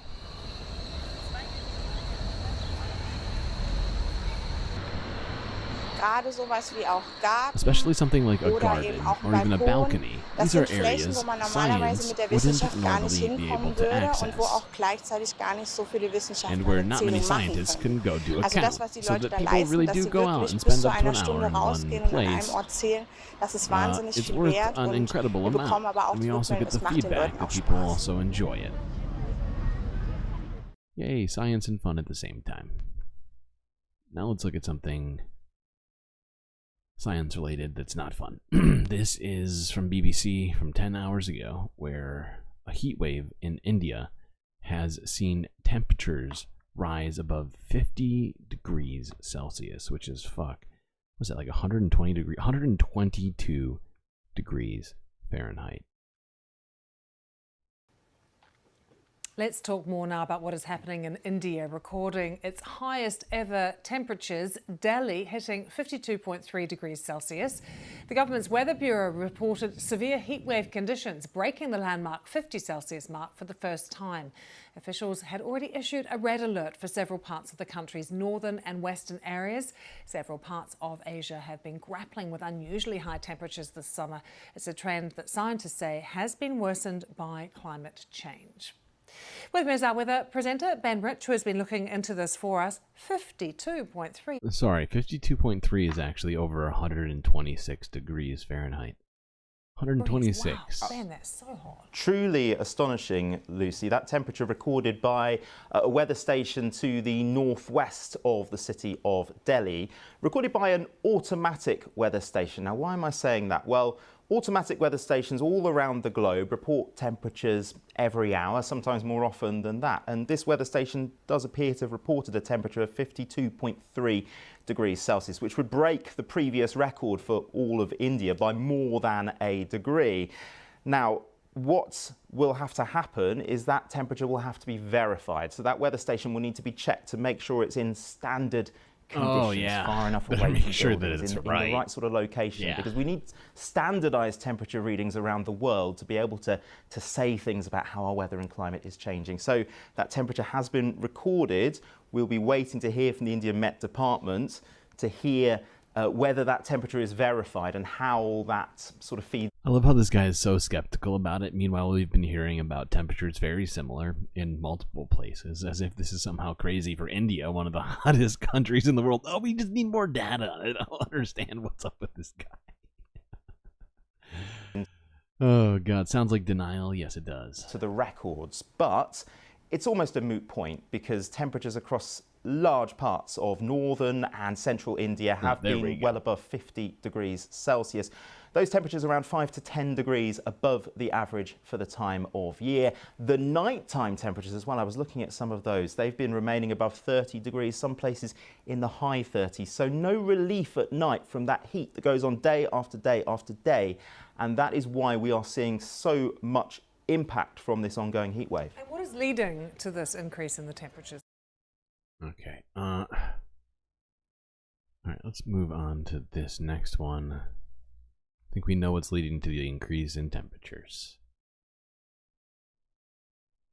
Climate change.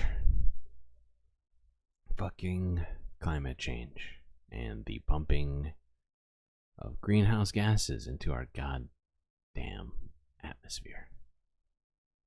At a historically unprecedented rate. Yeah, let's discuss this further real quick.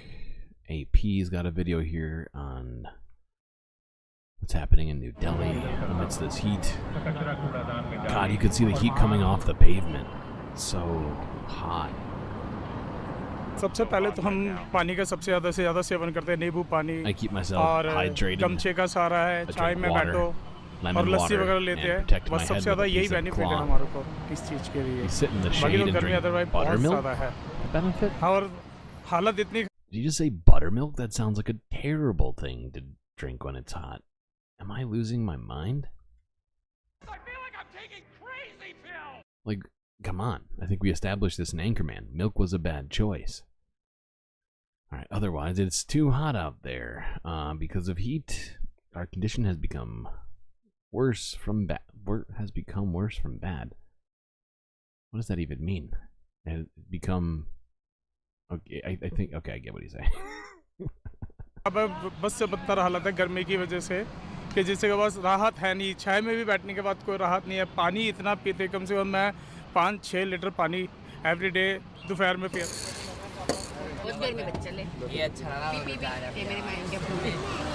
मुझे परेशानी हुई थोड़ी बहुत ये इसलिए पहनी हुई है I was feeling a little uneasy in the heat. I wore a hat to protect my head as my head was aching in the heat. दवाई लेनी पड़ी आए है उस दिन से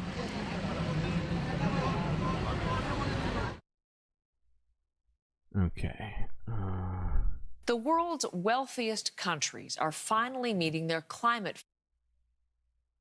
Yeah.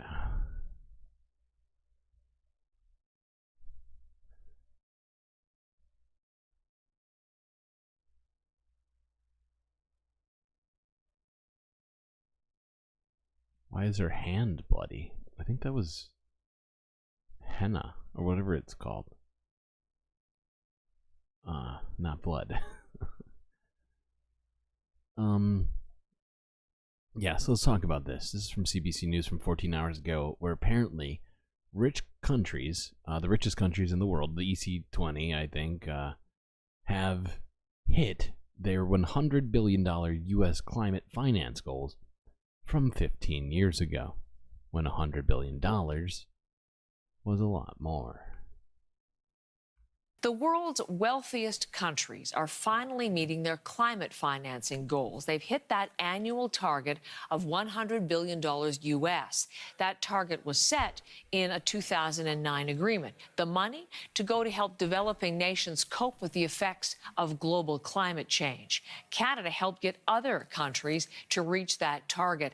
Let's go to Ottawa and Kate McKenna, who has more on the money, just how much has come in, and how long it's taken to get to that threshold. Kate. Well, Heather, as you mentioned, this target is 2 years overdue, but the world's wealthiest countries have hit their goal that was set in 2009 to pay $100 billion U.S. annually to some of the poorer countries of the world. We can see there that in 2022, they managed to hit almost $116 billion U.S. For the global south, and that actually is in line with their goal for next year. So now they're a little bit ahead of schedule. And this money is intended to help the global south or the world's poorer countries not only lower their emissions, but also kind of adapt to climate change. And this goal was kind of born out of the idea. I think it's fascinating, some of the goals that the EC20 has created, and oftentimes sort of neglects the real causes, puts the goals out too far, or puts the blame on the wrong people. And it's just strange that they don't set their own, like the governments of the EC20 should be spending like 10 times as much on getting off of fossil fuels, but the fact is the EC20 also has the highest fossil fuel creating and using countries in the world too. So can't do that. Instead, we'll just try and mitigate what the effects of that by giving money to the global south. But unfortunately, that's not going to fix it for anybody. And it's just very frustrating that we can't even meet goals like that on time. That are, you know, pretty much kind of worthless when you really look at it. Because like she goes into it further, but right now, according to estimates, the global south needs 10 and a half times more than that. I think they need like over like 5 billion, I'm not 1.5 trillion dollars annually to deal with what's happening. So it really is just a drop in the bucket and doesn't, unfortunately, it just doesn't address the actions of the EC20 nations themselves. Alright, let's move on to this. This is our last environmental video here. This is from Al Jazeera. They are continuing this documentary series called The Dying Earth. This one is entitled Now or Never, A Generation of Climate Warriors.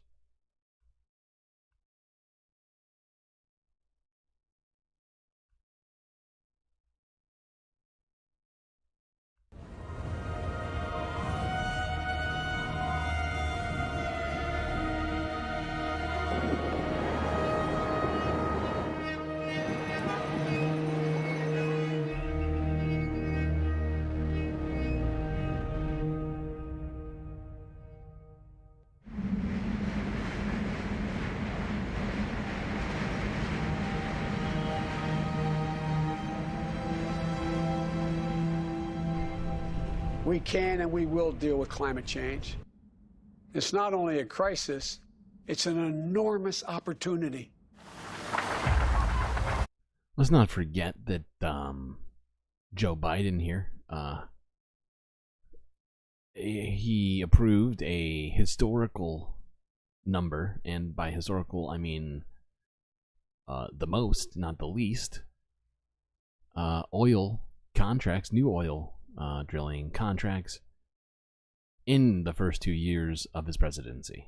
The first 2 years, not even 4.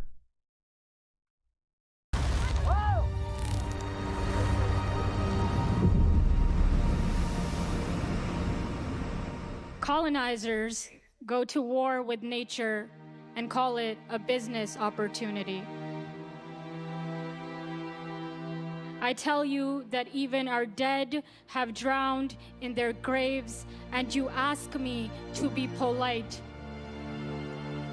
Aisha, smile so they know you are not dangerous. And still, 100 dead. 200 dead. 1,500 dead. And no negotiation. No negotiation. No negotiation will bring them back to life. I want the world leaders to know that the earth has a memory.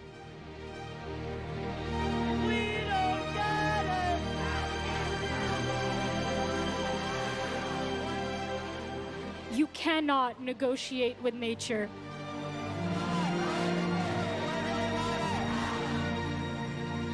There will come a time where no amount of dollars will be able to make up for what is lost and what is broken.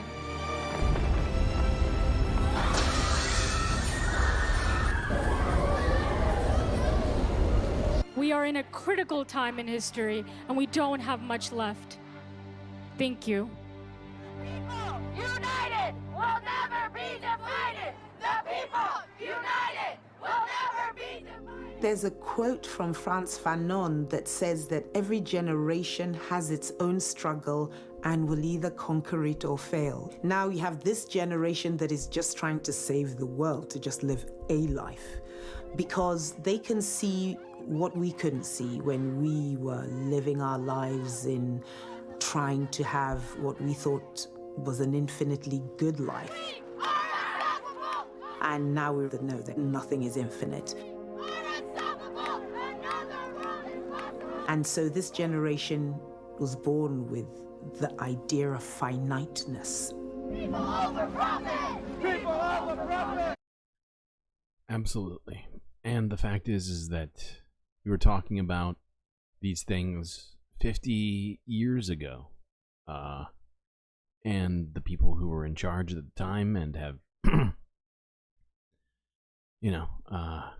made the important decisions around this have completely neglected humanity's future.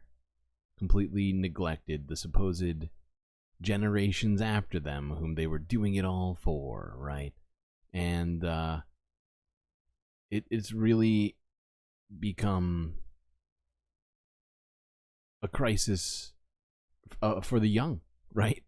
Where now young people have to fight just to have a future.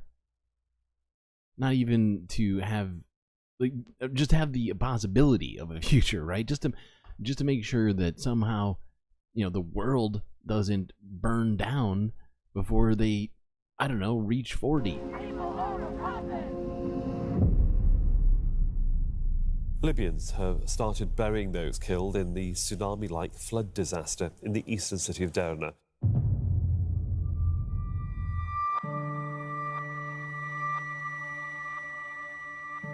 The 13th of September 2023, I woke up to this awful news that floods took place in the eastern part of Libya, specifically affecting the city of Derna and other nearby cities as well. I was in disbelief, and I'm talking from the perspective of someone who went through a revolution, 2 civil wars. When Storm Daniel hit, came in with heavy rains, and the sand was extremely dry, so the water was just kept piling up, and then it overwhelmed the 2 dams on top of the coastal city of Derna. Those 2 dams were not maintained in years because someone didn't like the idea of paying the maintenance money towards actually maintaining the dams. Entire families were wiped out from the civil registry.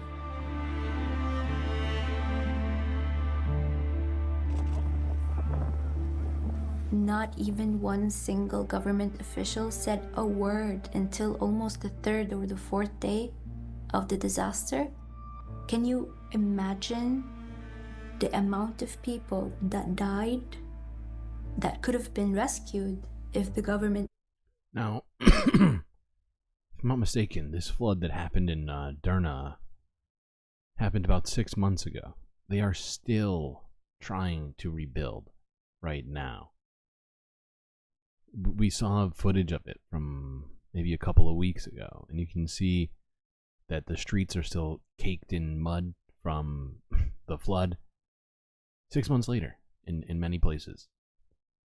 Granted, they've managed to clean up and rebuild parts of it, but it was the earth just completely disappeared from beneath these buildings, or was washed away by this flood. acted on time. One more like to get to 30. Wow, so close.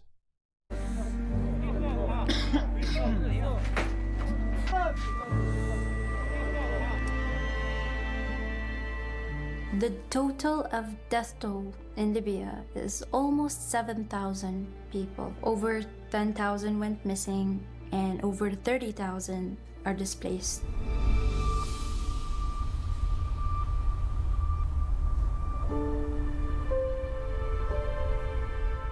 The fact that it happened and the fact that it became 50 times stronger while it was getting closer to the Libyan shores due to climate change, I cannot believe it. Soon we're not even gonna have a functioning planet, and youth are the most affected by that. The people who are supposed to be the future of every country. But it seems like they're all going down this rabbit hole, and people don't even realize. Okay, hold on. Can't watch this whole video. Even though I really want to. This is maybe the best one they've done yet out of all of 6 or 8. I think this is part 8. They've been going at this documentary series hard, and we have been following it pretty closely, honestly. You're welcome. All right, let's go to here. Yeah. Privilege, and now everyone is going to live in that constant anxiety. Today we make a change.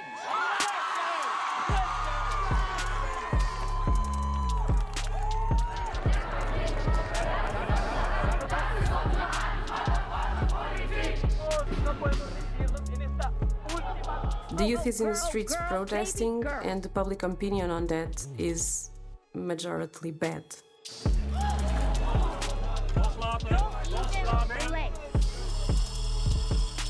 Everyone thinks that youth is just making noise, breaking windows, painting things, closing roads. Damn. And that will not. That's a series. Oh, 30 likes. Oh my god. Hold on.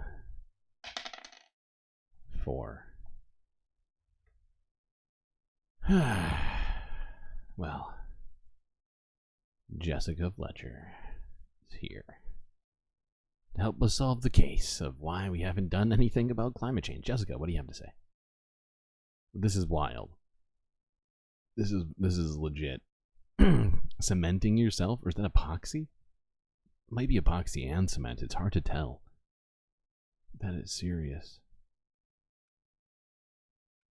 Noise, breaking windows, painting things, closing roads, and that will not achieve anything. But think back on every revolution we ever had. It started like this. It started with protest. We need radical optimism.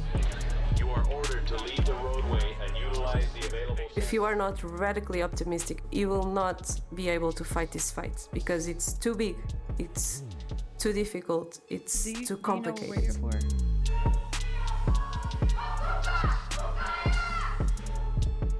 We need to be so optimistic that we sound delusional, because otherwise we'll just throw the towel at the floor and give up.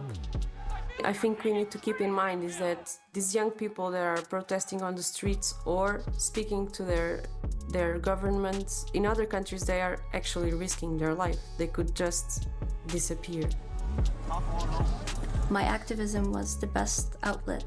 It's the thing that really kept me going.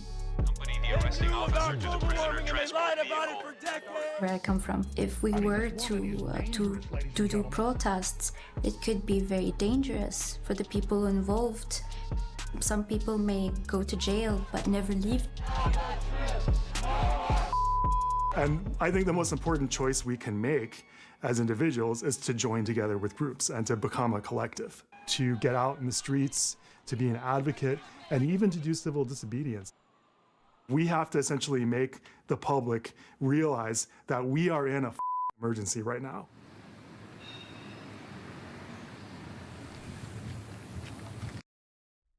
Okay, hold on.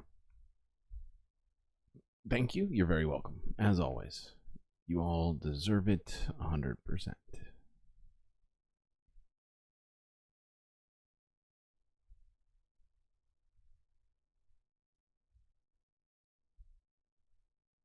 I kind of want to keep watching this. Is it getting the kind of attention that you need?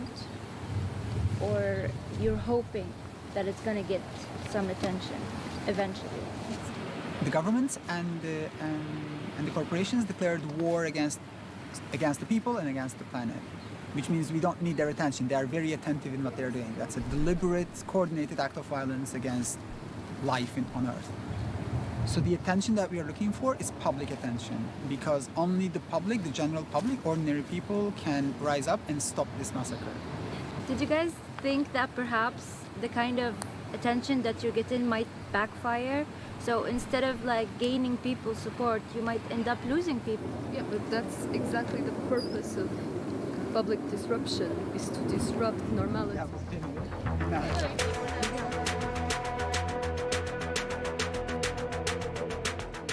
Yes, the protests are aggressive. They are disruptive. They do disrupt everyone's life. And if it doesn't disrupt, it won't achieve anything.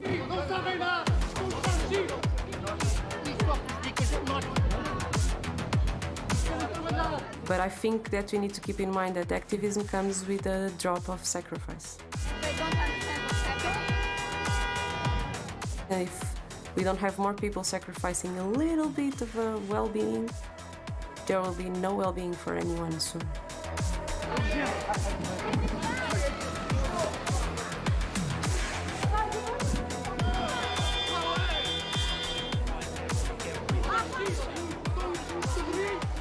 From you, because you see it on TV, it's closer than you think.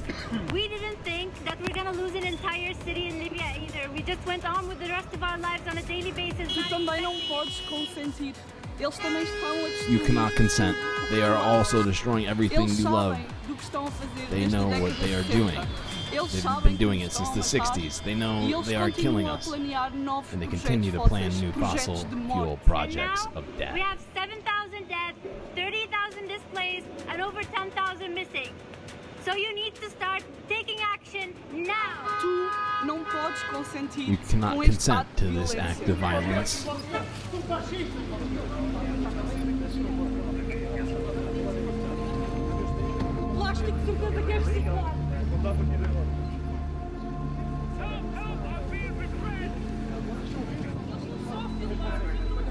I may not agree with the way that they're working, but they were extremely determined, and that's something I truly respect. That made me want to support them. I just wanted to be part of this. Regardless, I really wanted to be sitting there with them just to support them, because even though that we act differently or we take action differently, but in the end of the You just heard that Morgan Spurlock died? Yeah, he did. It was a few days ago, actually. I didn't do a story on it because we've been looking at so much doom on a large scale that even though Morgan Spurlock did, in fact, have a outsized effect for one man, I just, it kind of slipped through the cracks. And I've been meaning to actually at least mention it. And, thanks for reminding me, honestly. I almost forgot because I've just been staring into the abyss. But, let's move on a little bit. I still want to watch more of this documentary. We're just going to, I can't help it. It's like they've been doing great stuff. We've watched bits and pieces of pretty much every part of this series they've been doing, but, this, like I said, I think this might be one of their best ones. Plus, the soundtrack is banging.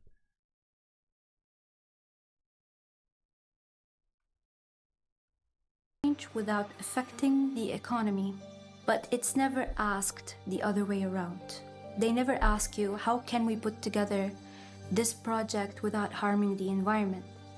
That's why we are here, because the climate issue was simply ignored for profit.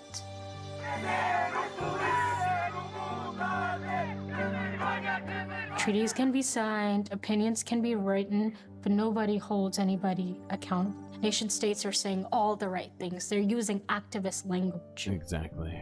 But action is not getting done.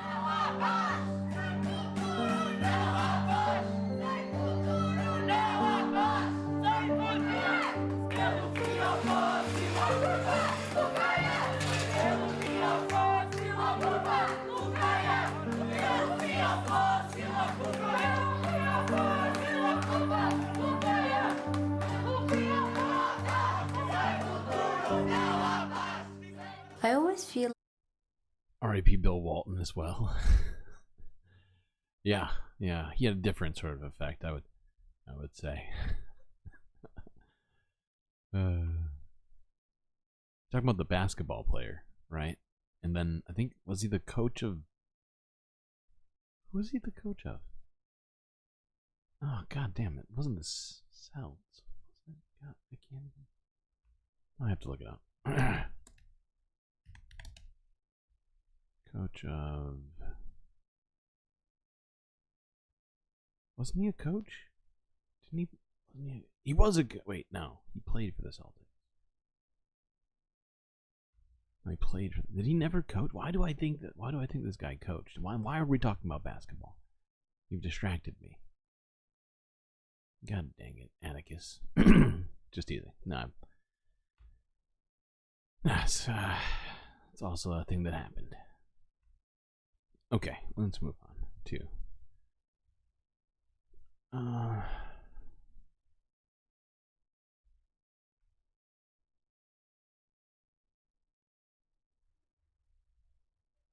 Actually, maybe we should watch the very end of this video.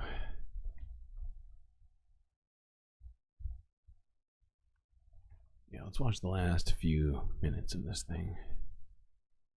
What is that link for? Why are you throwing links in chat with zero context?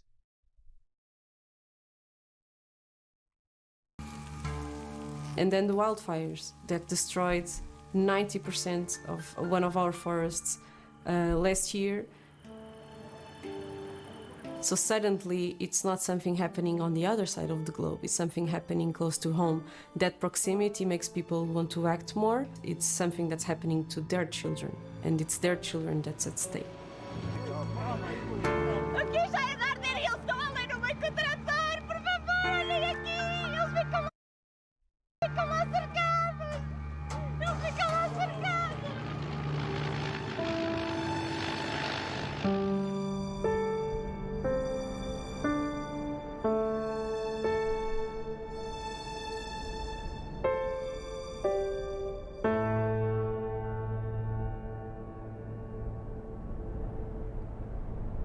And I don't want to say we need more young, brave, and loud people to speak, because I think that's putting a lot of responsibility on a generation that did not destroy the planet.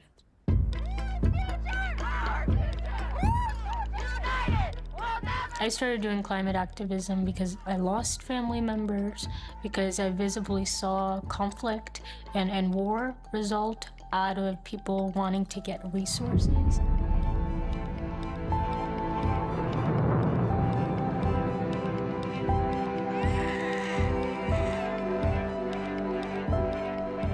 When you become hungry, you become angry. When you do that much destruction, when you just destroy entire lives and people and land and soil and even the dead, you don't leave them untouched, you're gonna face the consequences. I look to my right and I look to my left, and it's advocates, it's youth leaders, and we're all carrying this candle in a tunnel of darkness. And in order to make it out of this tunnel, we're going to need more love than ever, ever, ever before.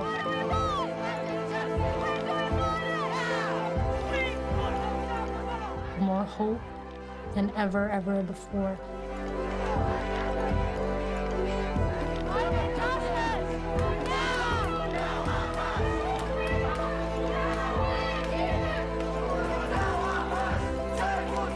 On that note, I hope you know that I love you, space fans. And I also hope you know that we are about to take a little space intermission. It's that time. We've gotten all the way through our environmental related coverage.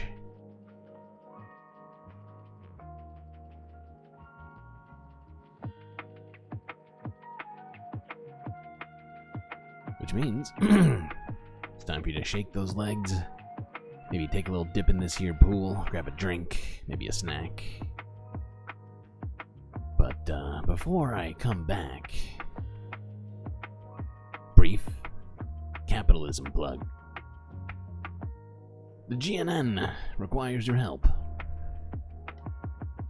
By going to this link in chat, you can do so, and also gain access to fantastic space benefits unseen by the rest of the goddamn galaxy.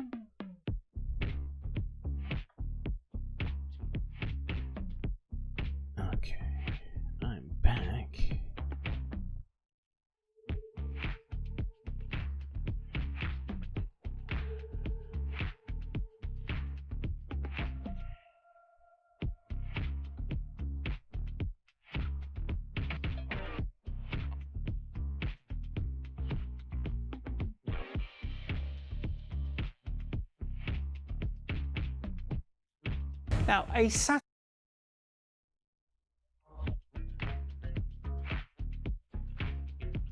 Happy Odin's Day? Is that what it is today? I'm completely unaware of that. I've been trying to focus on the months and the major holidays. Odin's Day, not on my list, unfortunately. Maybe that's my fault. I should be doing a better job. Perhaps that's it. What the fuck is that sound? Oh, so I was listening to it on my phone. On my space intermission. Okay. Well. Hope everybody's ready for global news. Let's start it off with this. This is a story from BBC from 8 hours ago, where a European Japanese satellite has been blasted off into space. What's it doing there? Let's find out.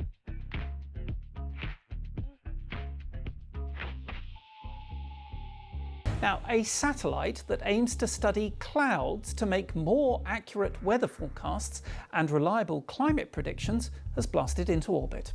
3, 2,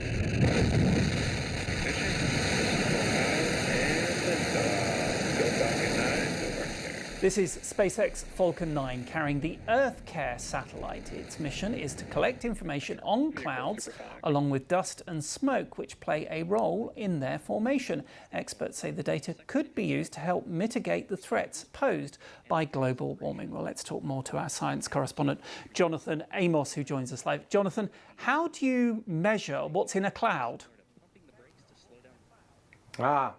Well, you have a couple of very fancy instruments, Nikki. You have a Doppler radar, and you also have a LiDAR, a laser, a space laser. And this EarthCare mission is a joint venture between the European and Japanese space agencies. Will circle the Earth, and it will pulse the radar and the LiDAR, the laser, down through the atmosphere. And the laser will see the tops of clouds. It'll see the small particles, the droplets in the atmosphere. You mentioned them: dust, smoke, soot, Saharan dust. These little particles can nucleate clouds. They can make clouds form. And that radar will look inside clouds. It'll see how much water they're carrying. I just couldn't help myself. I think you understand probably my thinking. Space lasers and climate change? Come on. That is not only up my alley. That's literally... It's like inside the space. It's like in my brain. It's like, couldn't ask for anything better. Space lasers. How they evolve over time, and you'll also be able to see whether they precipitate out. You know, the rain, the hail, the snow, all of that kind of stuff. And what scientists want to do is get a picture of how clouds work. Because they've got great ideas now, but they don't have really precise ways of understanding how clouds work. And that's important because they need to feed that information into the weather forecasts that we all use every day, but longer term as well, the climate forecasts. You know, there are some suggestions that as the planet warms, we'll get less climate and everything are the same word. Yeah. I just think it's cool, you know, space lasers, radar, and, hey, we do genuinely, with the way that weather is getting increasingly severe, you know, we do need to be able to predict these weather patterns faster. You've been seeing it with the turbulence that's been happening suddenly, as it relates to airplanes. I think we saw 2 in like a week. In the 90s, the weather forecast was like, it's so true, so true. Also in the 90s, climate change wasn't nearly as bad as it is now. Oh, Al Gore, we failed you. So sorry. Should have taken you more cereal, and we didn't. By we, I mean the important people. You know, in fact, the oil people all decided that it's just best for their business practices to completely lie to the public about climate change. And they did that for decades, as it turns out. We looked at a story about that recently. Okay. Do we need to listen to the rest of this? No, that's fine. All right, let's move on to global news. This is from Democracy Now! From 13 hours ago, where they spoke to a woman by the name of Maria Hinojosa, who discussed with Amy Goodman about a number of things, including Mexico and feminism.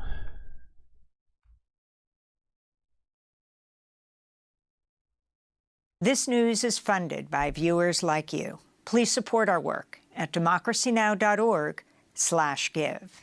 This is Democracy Now!, democracynow.org, the War and Peace Report. I'm Amy Goodman with Juan Gonzalez. We turn now to Mexico, where this Sunday millions of voters are poised to elect the first woman president in Mexico's history. The landmark moment has filled many with hope, as Mexico has one of the highest rates of gender violence and femicide in Latin America, with at least 10 women murdered in Mexico every single day. Voters will be choosing between frontrunners Claudia Sheinbaum. That's a fucked up number. 10 a day? Come on. How many people even live in Mexico? How big is Mexico? I know it's not a small place, but 10 a day? Come on, Mexico. 131 million.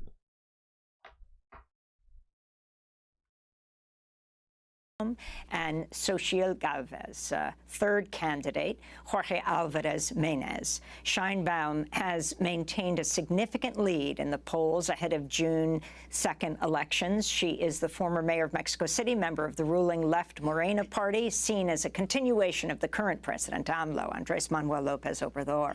While Galvez, a former senator, is backed by a coalition that includes the conservative PRI and PAN parties. The PRI, or Institutional Revolutionary Party, ruled Mexico uninterrupted for 71 years until the 2000s. Rampant violence, perpetuated in part by the decades-long U.S.-backed so-called war on drugs, is a central issue. This campaign cycle has been one of the deadliest in Mexico, with at least 34 candidates or aspiring candidates assassinated since September. Immigration and Mexico-U.S. relations are also pivotal issues. In a minute, we'll be joined by Pulitzer Prize-winning journalist Maria Hinojosa. What was that number? I'm sorry. Say that again, Amy. Candidates assassinated since September. With at least 34 candidates or aspiring candidates assassinated since September. Immigration and Mexico-U.S. relations. 34? That's a lot. Good God. Good for Mexico, you guess. Hey, I mean, yeah. I mean, good is good for Mexico. But 34 candidates or aspiring candidates murdered, assassinated? That is ridiculous. That is insane. Why is that? Why is that a thing? Are also pivotal issues. In a minute, we'll be joined by Pulitzer Prize-winning journalist Maria Hinojosa to discuss the historic elections. But first, let's turn to clips of Maria's recent interviews with both frontrunners, Sheinbaum and Galvez, which recently aired on Latino USA. Maria Hinojosa and her colleague, Penile Ramirez, were in Mexico City earlier this year, where they spoke to Claudia Sheinbaum at a campaign rally. They asked her how she'd handle immigration. What is your message to Latino Mexican voters in the United States about this election and your candidacy? We're going to fight for them, for their rights, and we're going to fight for the family. Okay, hold on.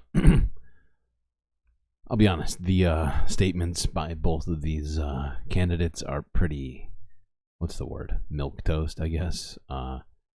They're saying good sounding things, but I don't think it's necessary for us to just hear their political it's mostly just, you know, we just want to make sure people have healthcare and education and blah blah blah. Okay, let's see here.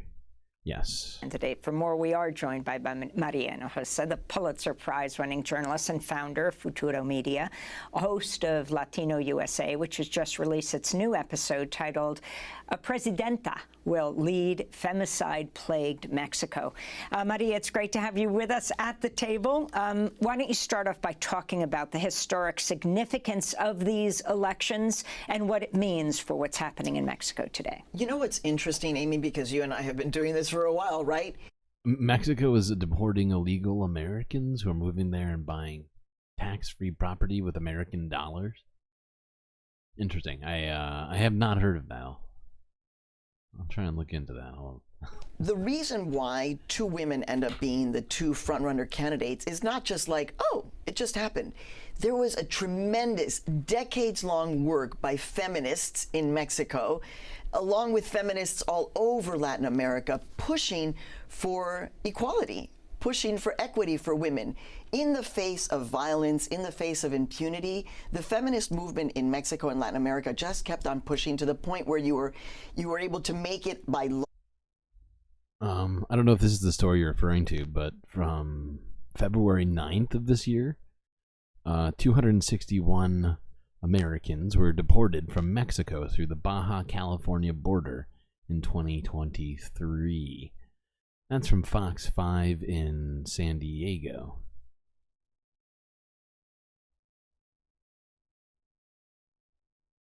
Doesn't go into much more detail. That there had to be parity in the government, and this leads to both women ending up as candidates. And it is historic. You know, I'm asking the question. It's a little, but which country is more machista? The United States, that has two old men, one accused of strange and weird sexual and cover-ups, etc., and fraud, etc., and the other one who's just quite elderly. And in Mexico, you have two women. And so what they're talking about in the political debate in Mexico is really, frankly, light years away from the political debate that we're having in this country. Mexico, strangely, Amy, becomes like a North Star. When would I have said that? I could have never imagined. And having said that, you were born in Mexico City. And I was City. born in Mexico, and I've watched the entire political process. I'm not Pollyanna. Impunity and violence against women, corruption, the assassination of multiple candidates. It's a real problem. But Mexico has a different political debate happening now. And Maria, I wanted to ask you if you could talk a little bit about the major differences between the two candidates policy-wise. Clearly, Claudia Sheinbaum is being supported by the current president, AMLO, and she appears to have a very big lead in the polls. But your sense of their differences? So they will both say that they are from the left. Xochitl will say that she's center-left. Claudia Sheinbaum will say that she's obviously more to the left. The policy differences have to do kind of with the historical differences between their two parties, as it were. The Morena party, which was a street activist movement that now has ended up in the presidential palace, versus you have the PRI and the PAN. These are the two oldest parties in Mexico. It would be like the Republicans and the Democrats getting together to support a candidate. It is a very strange coalition. And so what they represent is actually these two very different parts of American history. Having said that, there's a big critique that Claudia Sheinbaum will continue the policies of AMLO. She responds in a retort that's saying, that's a misogynistic question. You're saying that because I'm a woman, I'm only going to follow what a man has done before me. Are you telling me that LCC is gone? Oh no, so sad. Xochitl Gálvez says that she's going to change things, that she will root out corruption, that she has a vision. But interestingly, Juan, when I was with her and spent an hour with her, and 2 days later I was trying to process, like, what really happened in that hour-long interview? What were we able to get at? What does she really represent? And I came to a strange conclusion. It is strange, but I feel like her entire candidacy is strange because of these parties supporting her. And I said, it's like she's the Sarah Palin of Mexico, the center-left Sarah Palin of Mexico, in the sense that she's kind of like, hi, I'm here, and I just kind of ended up as the main candidate here, and I'm bright, and I'm smart, and I'm a survivor, and everything is going to be fine. And it's like, Mexico. I'm pretty sure well, no, whatever. Is much more complex than that. You know that. Why do you continue to kind of do this performative political stunts? Even here in New York, she ended up riding her bike to the New York Times for a series of interviews there. I mean, one, she wasn't wearing a... Interesting. Mexican politics are insane.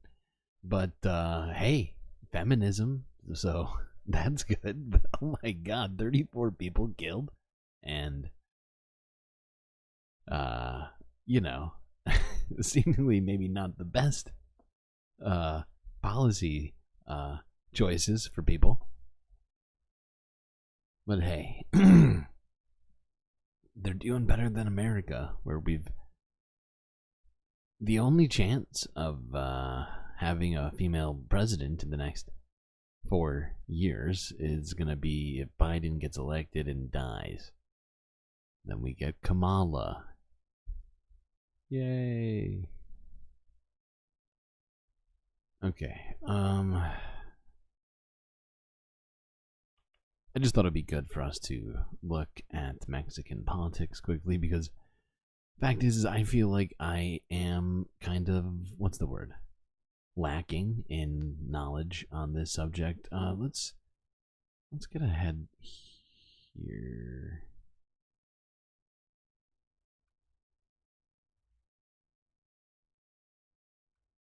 Mexican citizens have been able to vote in the election. Can you talk about the kind of interest there appears to be in the U.S. and Mexican communities? You know what, Juan? I have been trying to get my Mexican citizenship back, because when I became an American citizen in 1989, I had to give up my Mexican citizenship. It got messed up because of the pandemic, but I'm just one of probably millions of Mexicans who would like to be able to have a vote and a participation in the Mexican political process. When you look at how close recent Mexican elections for president have been, you can understand why Mexican parties, presidential campaigns, are coming to ask for Mexicans in the United States to vote.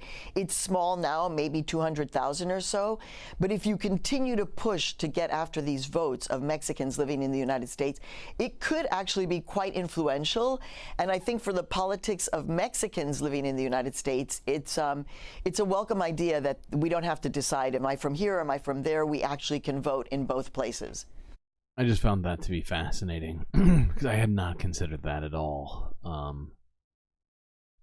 But it makes perfect sense. I mean, there's plenty of Mexicans here who have either dual citizenship or are here on visas or whatever else that probably don't go back to Mexico for elections, but it's a potentially untapped voting block. Once again, I wish I had more to add in terms of color to all of it. I don't listen to enough Mexican news, and I should.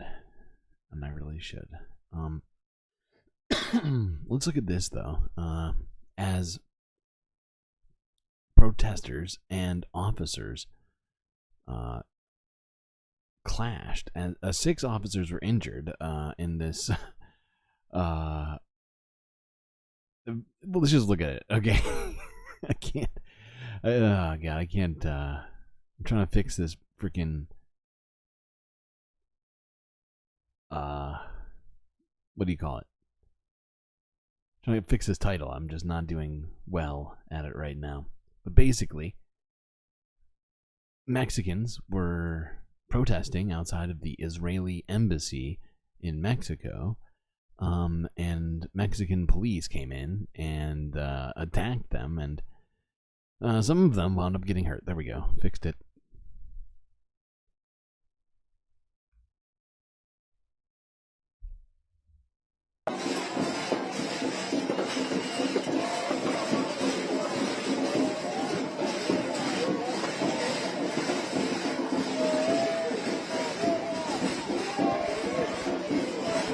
para limpiar el lente. Que necesita el trapo con agua para limpiar el lente.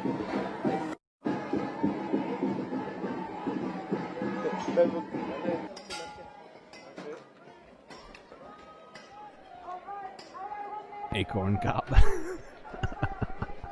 Sí está, híjole, ay. Look, we've already discussed the perils of squirrels with guns. It's a new phenomenon. Squirrels figured out how to use guns, and so acorns are just a sign of that. We gotta remember, we're all under threat by squirrels with guns at all times, and if that doesn't scare you, there's humans with guns everywhere. Okay, especially in America. All right,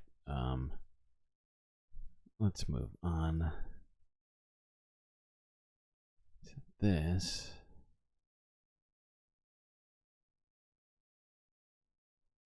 Yeah. Wait, no, almost went too far. No, don't go there. No, let's go further south from Mexico. You just were reminding that. Oh, you were reminding Soleil that Kamala is a cop. That's right, she is a cop. Yep.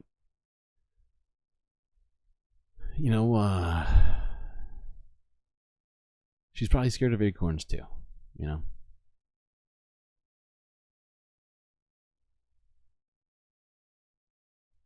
right, let's look at this from a day ago, where Haiti has named a new prime minister in about... How long did it take for them to name a second one? Because they already just had a ceremony, handing it off to one. They didn't have an election. But a new person has been named prime minister. His name is Gary Conil.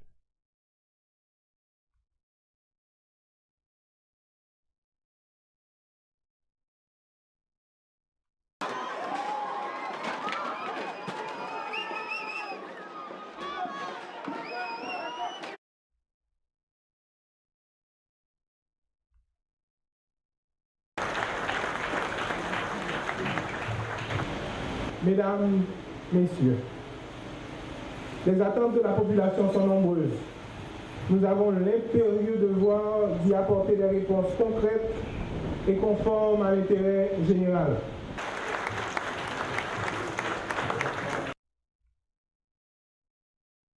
Wait a second. Was this guy This guy used to be prime minister at one point. Wait a second. Hold on. What is happening? What is happening? It's just this guy was once... This is wild. Wait a second. They haven't even updated his Wikipedia page. Wait, did he just... hold on now. Hold on. Oh yeah, he did. But the Wikipedia hasn't even been updated yet. This guy used to be a former prime minister of Haiti. Oh my god. So he was, I believe he resigned too. Didn't this guy resign?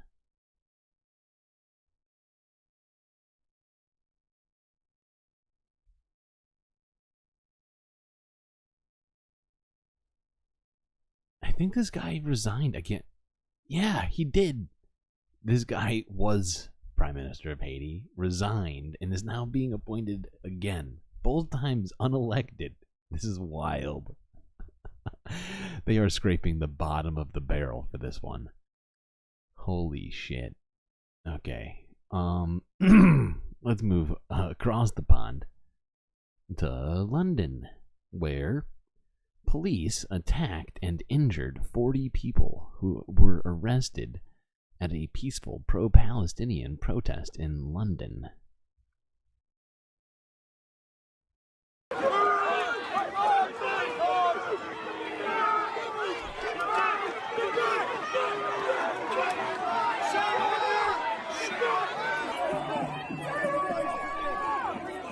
Three police officers were injured, so that's very sad for someone. 40 people were arrested for failing to comply.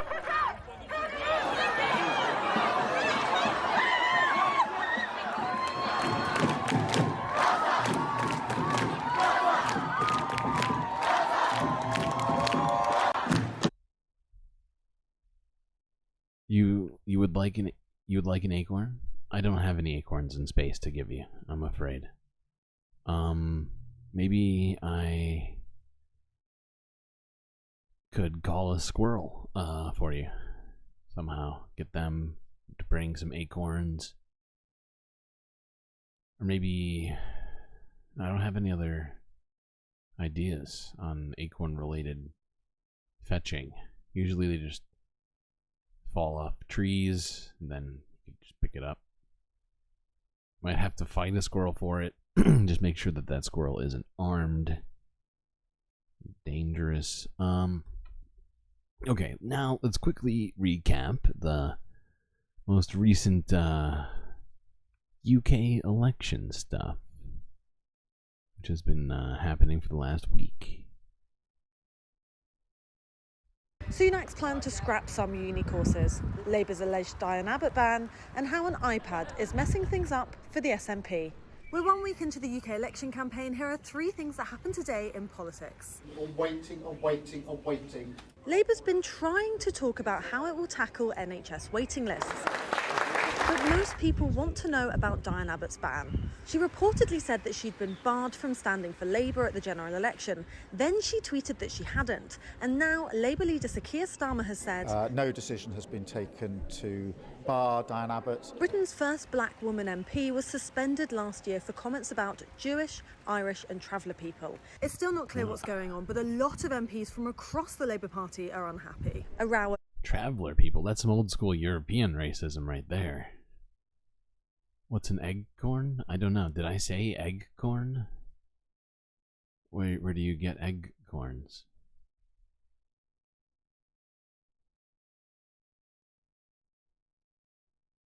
Rockets. Thank you for the rockets. I was on live. I was on top chat the whole time. Just switched back to live chat. I don't know why. I keep doing this to myself. What was I about to say? I just totally forgot. Sandy was a squirrel. It's very true. An iPad is overshadowing SNP campaigning. MSP Michael Matheson might be suspended from Parliament and lose a chunk of his salary. It's all because of an £11,000 data roaming bill. After denying that he'd done anything wrong for days, Matheson admitted that his sons had been using his iPad, quit as health secretary and repaid the bill in full. SNP. The SNPs have been talking about trains today. They say they're putting pressure on Labour to nationalise Network Rail. But Labour says it already has a plan to nationalise rail across the UK. Prime Minister Rishi Sunak took an overnight train from London to Penzance. Right, do I have to pay for these? He's been talking about scrapping some university courses to fund 100,000 apprenticeships a year instead. Because... Okay. Well, now we know that the UK is having fun with the elections. More fun than America, I think. And decidedly much more fun than at least some parts of Mexico, specifically those 34 candidates who were murdered. That still just sounds wild. I just don't understand how that's possible. Espresso? I don't think that's how you're supposed to say it, but we'll say it that way. Espresso.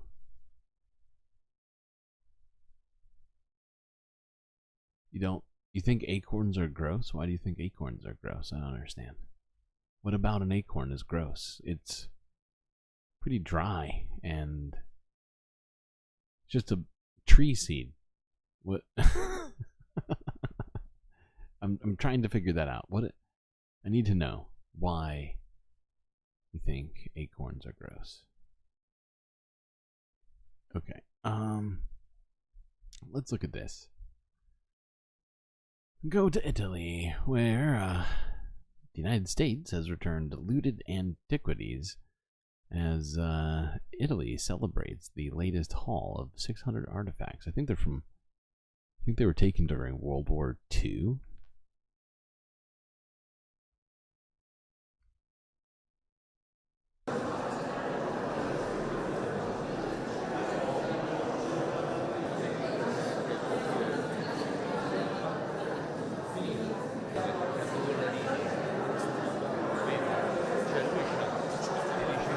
we have been able, through our seamless teamwork, to return to the people of Italy more than 600 priceless treasures, valued, if you must put a dollar amount, at more than $80 million.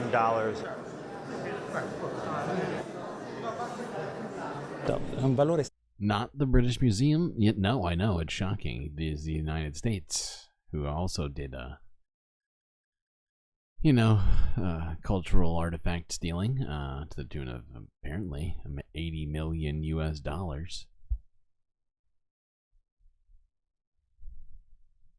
Now they're saying, whoops, sorry.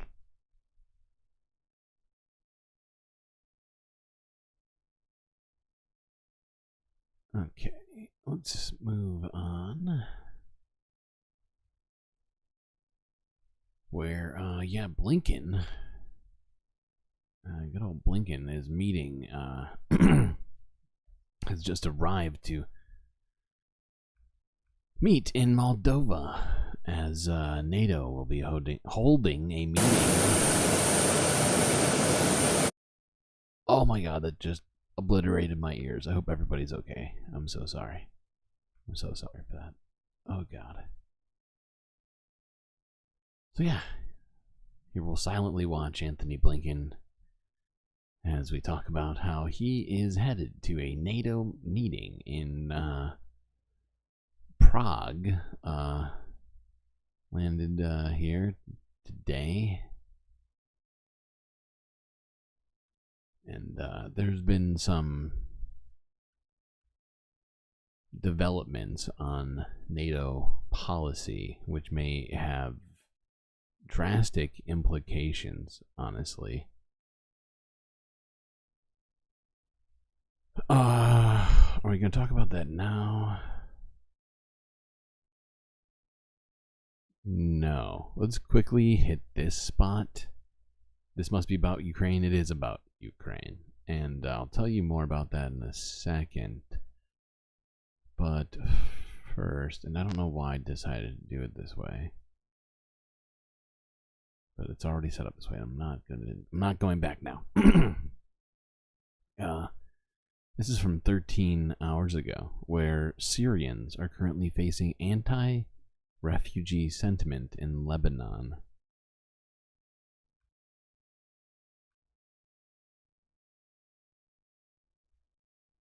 Is the Bekaa Valley in eastern Lebanon. It's also the site of an informal refugee camp, home to vast numbers of Syrian refugees. Among them is Mona, who has been in Lebanon for a decade and who asked to not be identified. She's frightened that Lebanon, which was once welcoming, has become increasingly hostile. She says her brother was among several men rounded up by Syrian troops and sent back to Syria. The intelligence came at 5 a.m. They entered the camp respectfully. They didn't hurt anyone. If you came in legally, they didn't talk to you. If your residency ran out, they didn't talk to you. They only took the ones who came in illegally. They took these men and put them on the side and took them to Ebla. From Ebla, they deported them immediately. They gave them to the Syrian army. The rest of the camp's men now no longer venture out. It's been 13 years since Syria's conflict broke out, and Lebanon, home to approximately 4 million people, hosts roughly 1.5 million Syrians. That makes it the largest. So, yeah, there's a great deal of Syrian refugees living in Lebanon. Now, not all of them are being, I guess you would call it, like, cleansed from the area, but groups of Lebanese people have been going in and essentially giving them over to the Syrian army. And many of them fled the Syrian army to some degree. So it could be kind of detrimental to them, depending. And yeah, just figured we would look at that.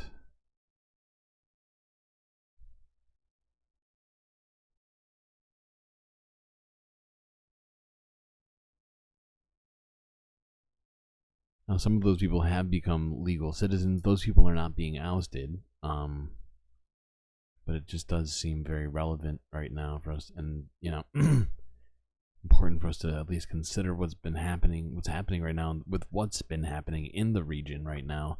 To also consider what's happening with other refugees from previous crises right now that are also living in refugee camps. I mean, it's just, god damn.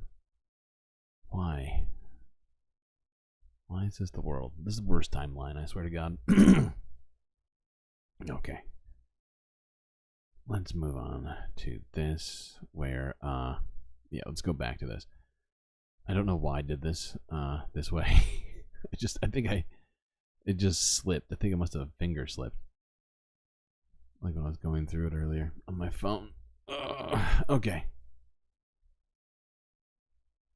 But, yeah, let's talk about this, because Blinken met leaders in Prague for this NATO meeting, and the allies have decided that Ukraine can now use Western weapons to strike inside of Russia, which has been disallowed up to this point as a due to concerns over Russian aggression relating to nuclear threats. But it has now been greenlit.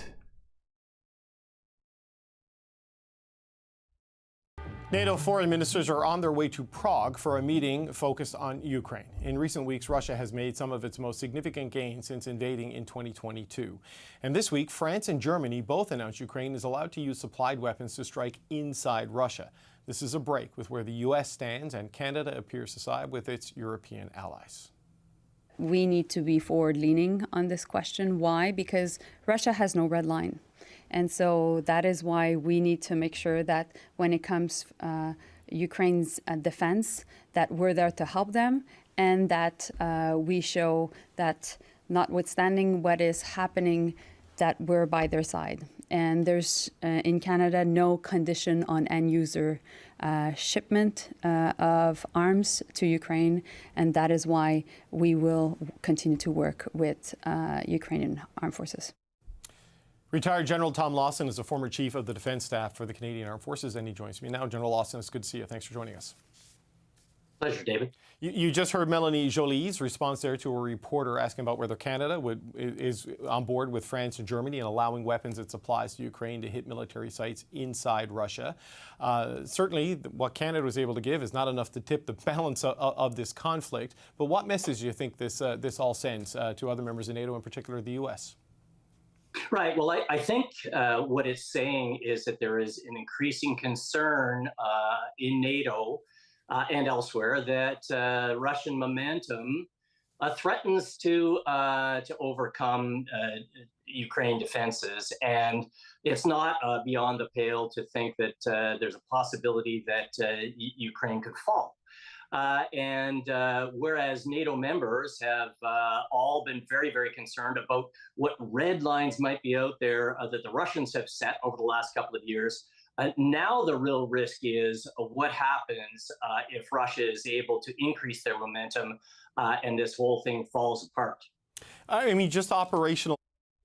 Yeah. The fact is unfortunately, Ukraine happens to be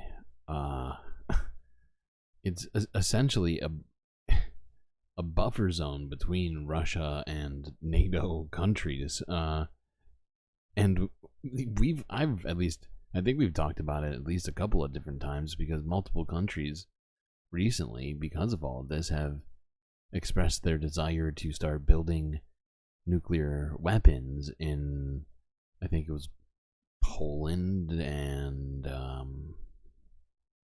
Finland? No, but like maybe one of the Nordic, I can't remember exactly which two countries, but you know, the countries that are essentially on the border with Russia or near it, or would become on the border with Russia if they were to somehow take Ukraine, or just even parts of Ukraine.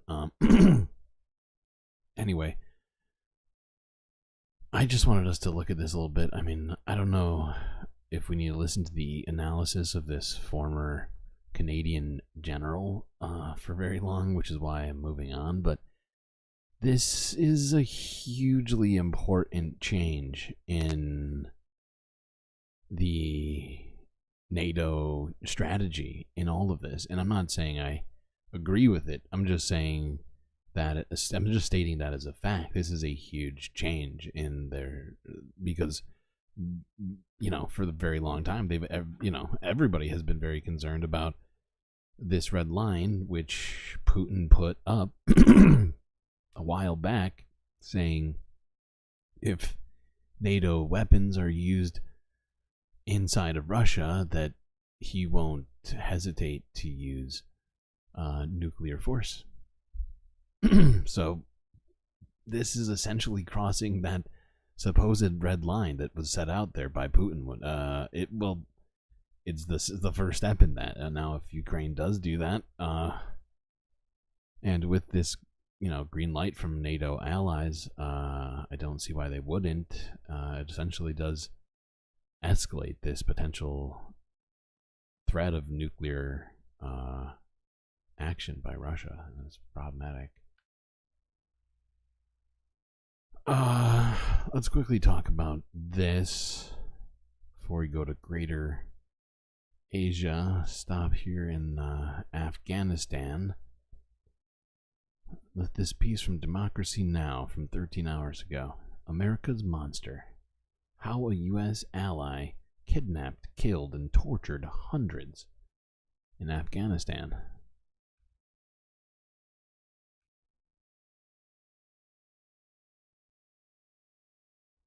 This news is funded by viewers like you. Please support our work at democracynow.org/give.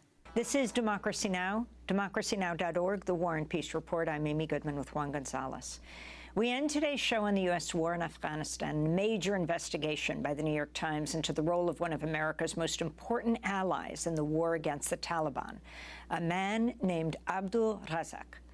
The Times writes, quote, "For years, American military leaders lionized Razak as a model partner in Afghanistan, their if-only ally in the battle against the Taliban. If only everyone..."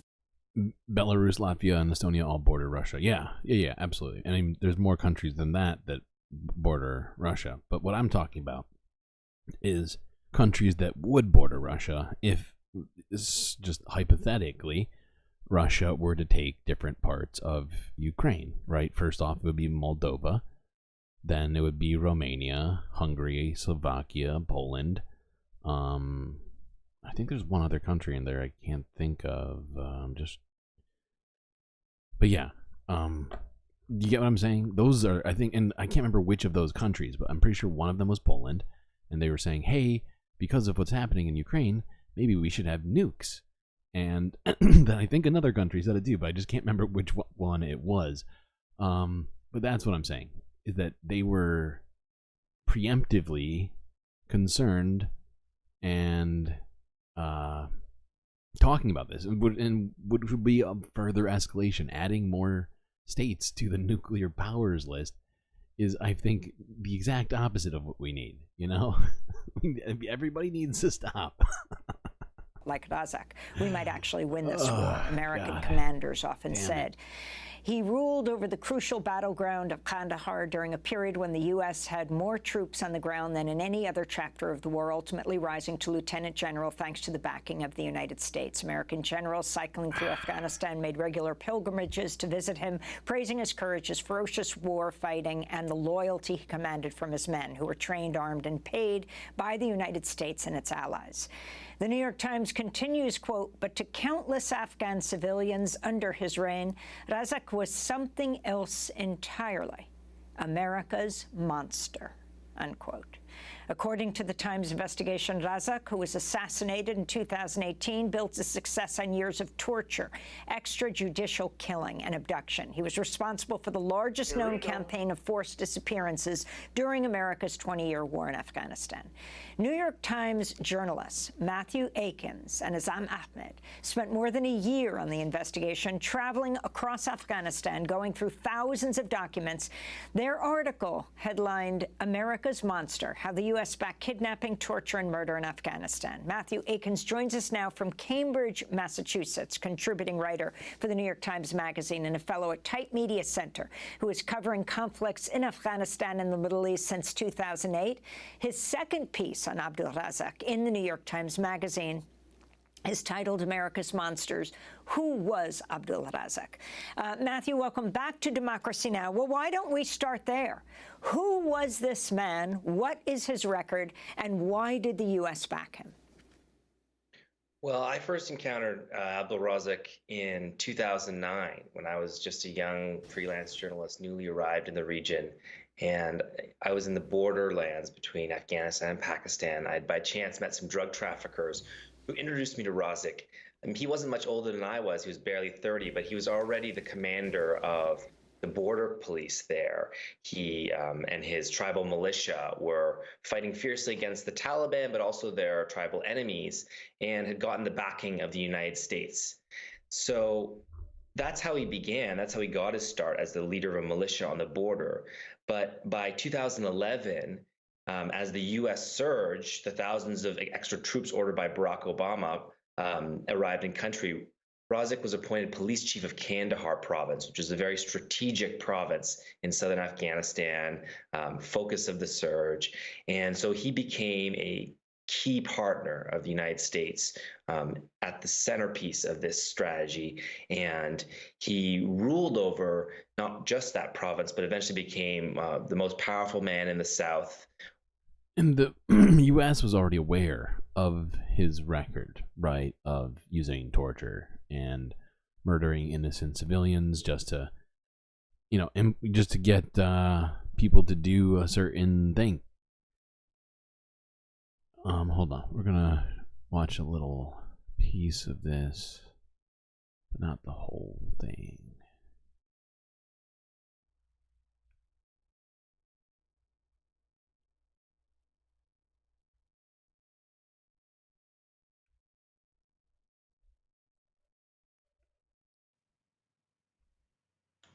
And also, you obtained new documents through the Freedom of Information Act lawsuit and other sources. What did they reveal about how much the U.S. government knew about the atrocities that were being committed by Razak? I mean, they showed that the U.S. was aware of his drug trafficking and his involvement in massacres going back to at least 2006. And there were repeated instances where these kinds of abuses came to the U.S.'s attention. So we got documents that showed that. But I also spoke to the top U.S. officials in the country, General John Allen, four-star general, Ambassador Ryan Crocker. They both told me that they've been aware of these allegations against Razak. General Allen actually stopped handing over prisoners to Razak in 2011 after he saw evidence that Razak and his forces had murdered and tortured prisoners. But the U.S. continued to work with him. General Allen's subordinates continued to work with Razak side by side because he was just so effective in the war that they thought they didn't have any other choice. And so they worked with him despite knowing about these abuses. Matthew, you met with survivors of torture inside Razak's prisons, visited morgues where corpses had been exhumed from desert graves. One caption on a photo accompanying your New York Times investigation reads, quote, "Mass graves have been discovered in Kandahar, but under U.S. pressure, the International Criminal Court has deprioritized investigations into abuses committed by forces like Razak's." Can you explain further? Well, you mentioned earlier in your segment, the targeting, of ICC officials by the Israeli government that we now are hearing about. Well, let's not forget that President Trump also imposed sanctions against the ICC prosecutor, Fatou Bensouda, and that was mostly in response to the threat that the ICC would investigate war crimes committed by U.S. forces and by U.S.-backed Afghan government forces in Afghanistan. And so when the new prosecutor came in, Karim Khan, he said that he was going to deprioritize that. He was going to focus on the Taliban who of course have committed their own war crimes against civilians. And the same thing is happening now with the UN. I think there's this eagerness to turn the page and close this chapter, this shameful chapter in American history among a number of parties, and to focus on the Taliban. But I think it's a tremendous mistake not to learn from the lessons, the hard lessons of America. Absolutely. And I just thought that was a sort of a unique and important sort of historical piece, right, for us to maybe contextualize what we've been seeing right now. I mean, I know that we are all aware of the war crimes, or many of the war crimes that were committed in Afghanistan and Iraq. But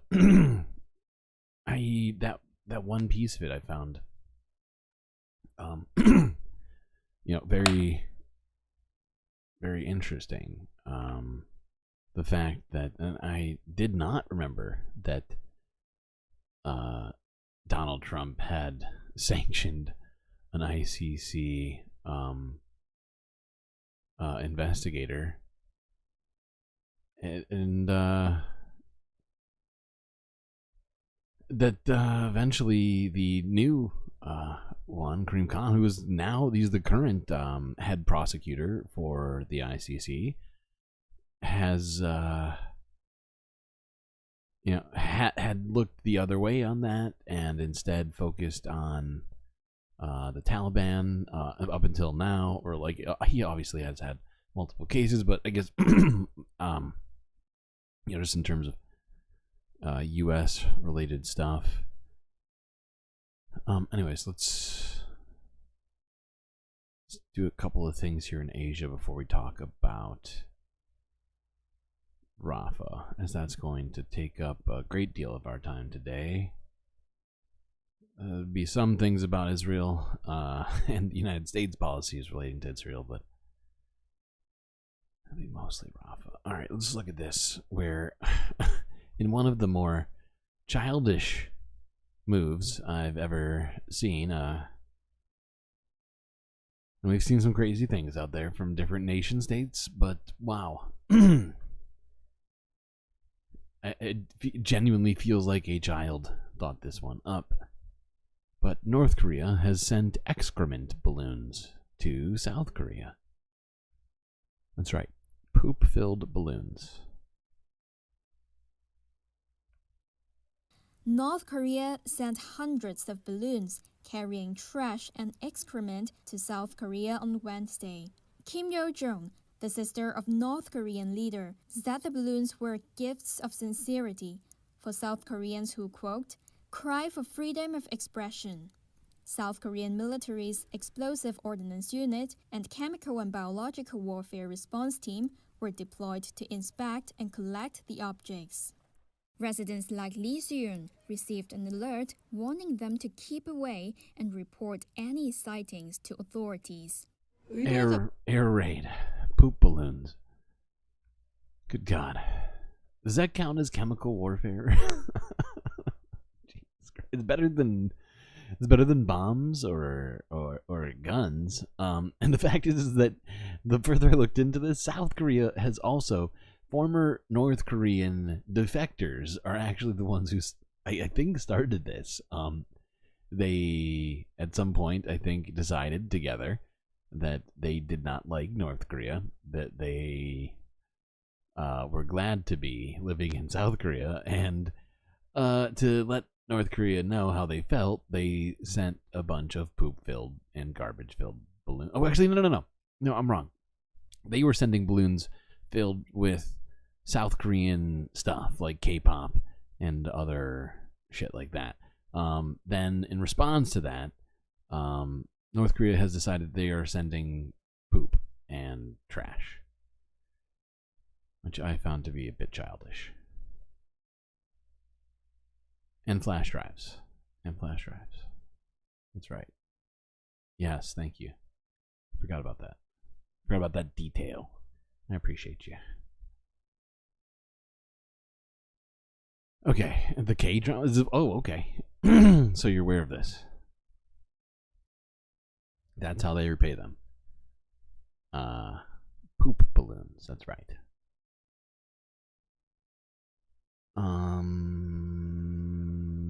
Okay, let's quickly talk about this. This is a mix of things, Middle East and Asian stuff here. China's President Xi Jinping has met with Egyptian President al-Sisi. At least I think that's his name, right? Or is it, oh shit, what's Mexico's president's name again? God damn it.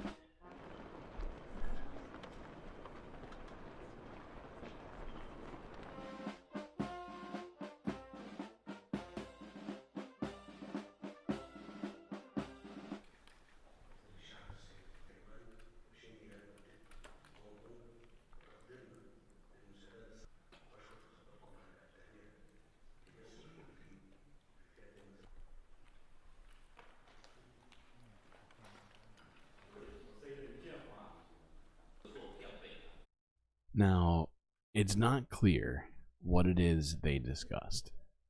And considering what's been going on in the Middle East, and specifically on Egypt's border, my assumption is that it has something to do with that.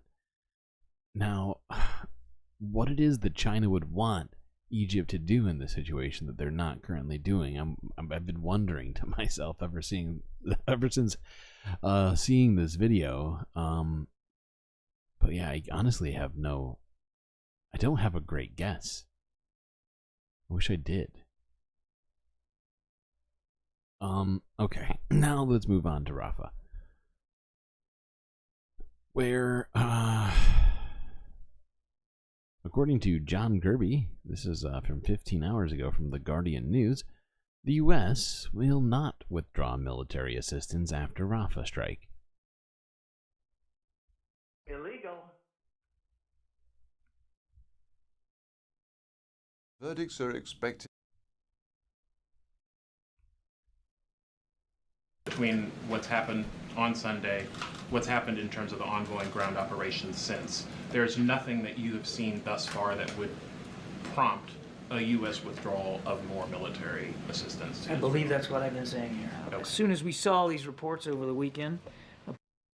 Wow. You know, they did this lap of essentially excusing this most recent massacre by Israel, and I think the whole world is pretty disgusted by this. I mean, aside from Benjamin Netanyahu and his best friends, who are, I'm not gonna say what I'm We thinking. reached out to the Israeli Defense Forces at various levels to gather more information, and we've been actively engaged with the IDF and with partners on the ground to learn more about what happened. I think this speaks very clearly That we're waiting for Israel to tell us that they didn't do anything wrong. to the challenge of military airstrikes in densely populated areas of Gaza, including Rafah, because of the risk of civilian casualties, which of course happened terribly in this case. And this is not something that we've turned a blind eye to, nor has it been something we've ignored. What? You're looking directly at everybody and saying this? Come on, man. How are you doing this? Come on, John. Come on, John. Or neglected to raise with our Israeli counterparts, including, Ed, this weekend as a result of this particular strike. Now, they're Really? investigating it, so let's let them investigate. Dude, in what other context would you ever hear John Kirby say this? We're going to wait for the Myanmar government to investigate themselves, and also the military junta, which is currently in control of it. Let them do an investigation, see if they did an ethnic cleansing or not, and then we'll let you know. We'll let you know. We can't decide. Oh, wait, no. Joe Biden declared that it was a genocide like 3 years ago. Or 2 years? Something like that. All right, let's move on away from John Kirby lying to our faces, obfuscating the facts. And by the way, Israel has investigated themselves. We'll get into that in a second. But first, let's look at this.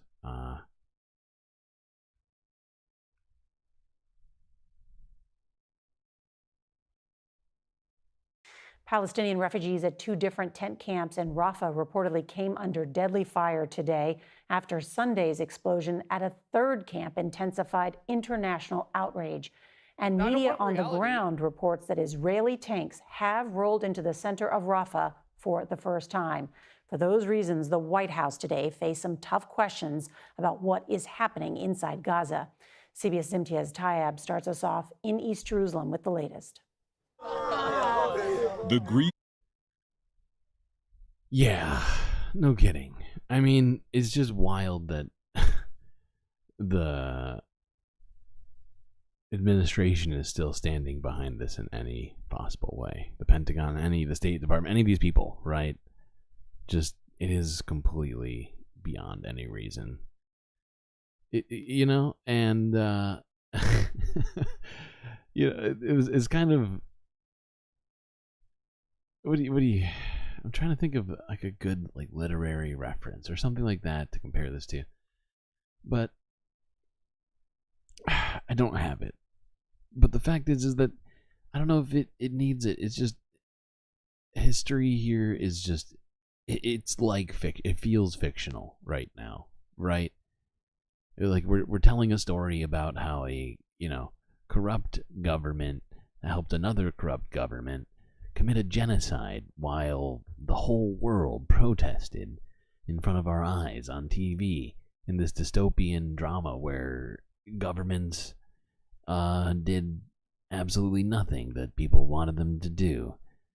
But oh wait, that's reality, and it sounds like a fucking movie. So yeah, after that fucking strike, which Israel said was caused by shrapnel, I think. I can't remember what the actual official original excuse was.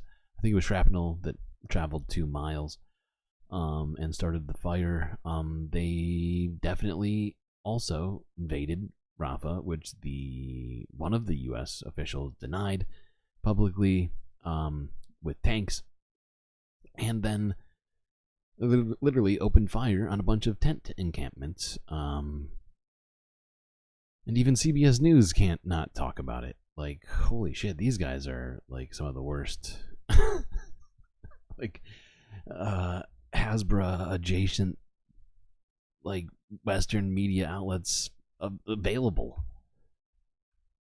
Is unbearable as Palestinians weep for their dead after another Israeli strike at this camp in Rafah. At least 20 civilians were killed, according to the Gaza Health Ministry. A short distance away, at a different camp, local journalists report another deadly Israeli strike. All the children in the tent were wounded, says Fawad Maroof. Not a single one of them came. So was this an accident too? This looks like just an actual, like a bomb just blew up. Didn't cause a fire, but just exploded people. Is this an accident too? And if so, maybe we need to stop having any opportunity for accidents. In one piece. Israel insists it isn't behind the attacks on the encampments, amid reports it's moving tanks into Rafah's city center. In the skies above, Israeli warplanes continue to drop bombs on what was Gaza's last safe haven. Israel's Sunday night assault on the camp, which killed 45 civilians, also triggered a massive fire. A fire which was unintended, according to an Israeli military spokesman, who also said an investigation into the strike was now underway. While at least 1 million Palestinians have now fled the violence in Rafah in the last few weeks alone. A CBS News team met this family fleeing to a fate unknown. The attack the other night was the darkest night we've ever seen since the war started, she says. We have nothing to do with Hamas. The mass displacement of civilians has... I wonder if this 8-year-old boy here is Hamas. I mean, jeez. For fuck's sake.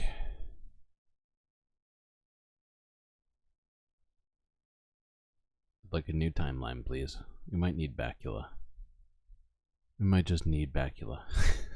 I know we're not at 40 likes, but I feel like I need Bacula just because I need a reboot on timelines here. All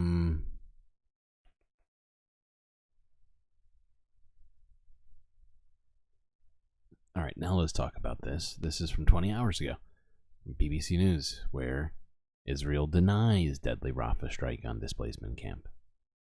I don't want reality.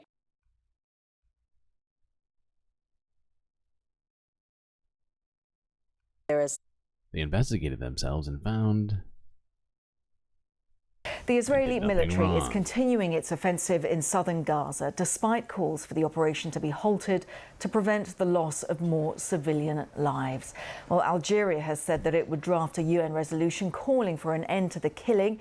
The US has vetoed previous resolutions and says it still considers the Israeli campaign in Rafah to fall short of what it deems a major ground operation. But it said that the deaths on Tuesday of 21 more people in a displaced persons camp were heartbreaking.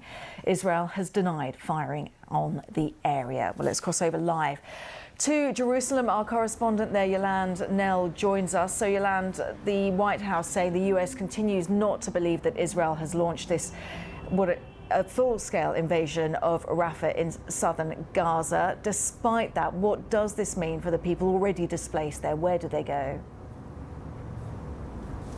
Well, that remains a big question. No kidding. It remains a big question. It's literally a circle of suffering is where they go. They just go back to the place that they were, that's been bombed by Israel. But then they have to leave there because Israel bombs that. Just kind of go live in the ashes of their former lives. Sorry, Chad, I'm getting I'm getting so sad just looking at this. It's the response by the fucking administration is just so garbage right now. And what's happening in Rafah is a blatant example of war crimes. It's so blatant that I wouldn't be surprised if the ICJ just genuinely calls genocide now. I know that they said probable at one point, but it really, I think, someone's going to appeal the decision. I think I don't know exactly how it works at the ICJ, but this shit is just so fucking blatant. It's all on camera, and it was the only thing people really were holding on to, I think, in terms of hope, was that Rafah would not get attacked. And now that much is clearly over. And I think that even the biggest Israel defenders can't possibly continue saying that Israel is preventing civilian casualties. Tent encampments are the definition of civilian. They're people that just genuinely have nowhere else to go. It's just wild. This shit is gone. I don't even have any words anymore. I feel like I'm taking crazy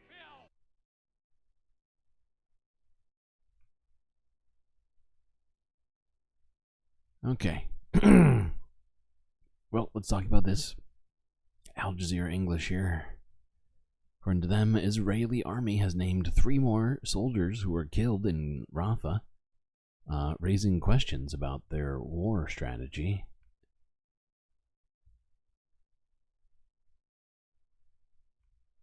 Israel has banned Al Jazeera, so our correspondent Imran Khan is joining us now from Jordan's capital, Amman. Imran, Israeli forces claim to have taken more territory. What can you tell us about that? Well, the National Security Advisor, Zaki Hanegbi, has been speaking to the Cannes broadcaster in Israel. He says inside Gaza, the IDF, his term, is now in control of 75% of the Philadelphia corridor, and I believe it will be in control of it all with time. Together with the Egyptians, we must ensure that weapons smuggling is prevented. He also said he expects the fighting in Gaza to continue throughout 2024 at least. Now, very quick background on the Philadelphia corridor. It's the Israeli code name for that border area between Gaza and Egypt. And under the agreement, the Philadelphia Agreement, it's supposed to be demilitarized, but that hasn't happened. In fact, the Israelis are very clear. They want that whole corridor. And Imran, I understand also that the Israeli military has confirmed that 3 soldiers have been killed in Rafah. What else do we know? Well, that's exactly it. All 3, the Israeli army says, were killed by an explosive device that was set off in Rafah. 3 of the soldiers were also wounded in the incident, but that's not all.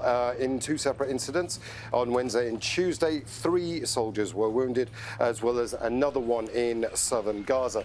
Every time a soldier dies, every time a soldier is wounded, it presents a political problem for the Prime Minister, Benjamin Netanyahu. There is division in the War Cabinet. The War Cabinet is supposed to be directing the war, hence the name, and they're divided. Benny Gantz, the War Minister, and Yoav Gallant, the Defense Minister, say there needs to be a plan for... Okay.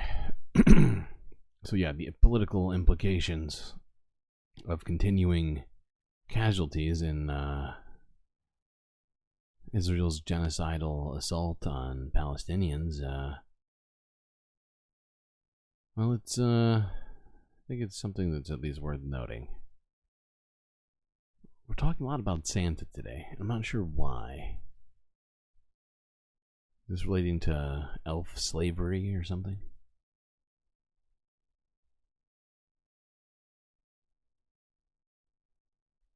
I wonder what Santa would do. I wonder what the implications would be if the elves went on strike for children around the world.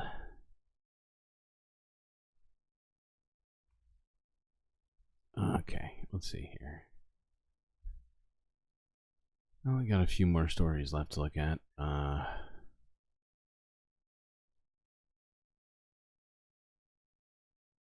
First, let's look at this. This is about Gaza's health system, which, as we all know, I think, has been on the verge of collapse, or basically collapsed for months, and is still just struggling to treat anybody successfully right now. The death toll in Gaza increases every day as a result of Israel's military aggression. The sheer number of injuries is overwhelming Gaza's hospitals and medical centers. Hospitals are unable to deal with the sheer number and types of injuries due to lack of medicines, medical equipment, and surgical supplies. The storage facilities at the Ministry of Health in Gaza are almost empty. Just look around you. So many wounded people and hardly any hospital beds for them. Wounded people are not getting proper medical care due to lack of medicines and surgical supplies. I'm so lucky that my leg wasn't amputated after I was wounded. The central Gaza Strip's main hospital, the Aqsa Medical Complex, is unable to keep up with the influx of casualties.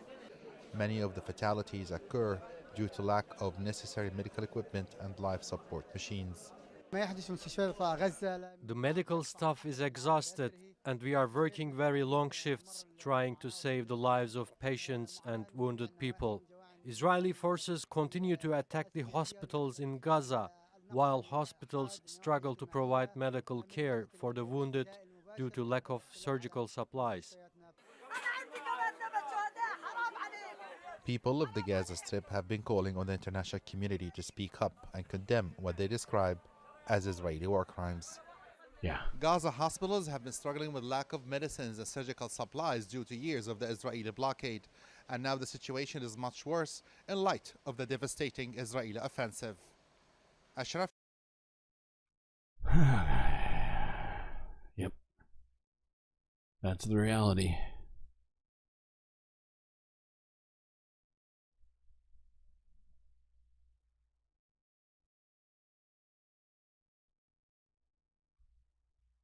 Okay, now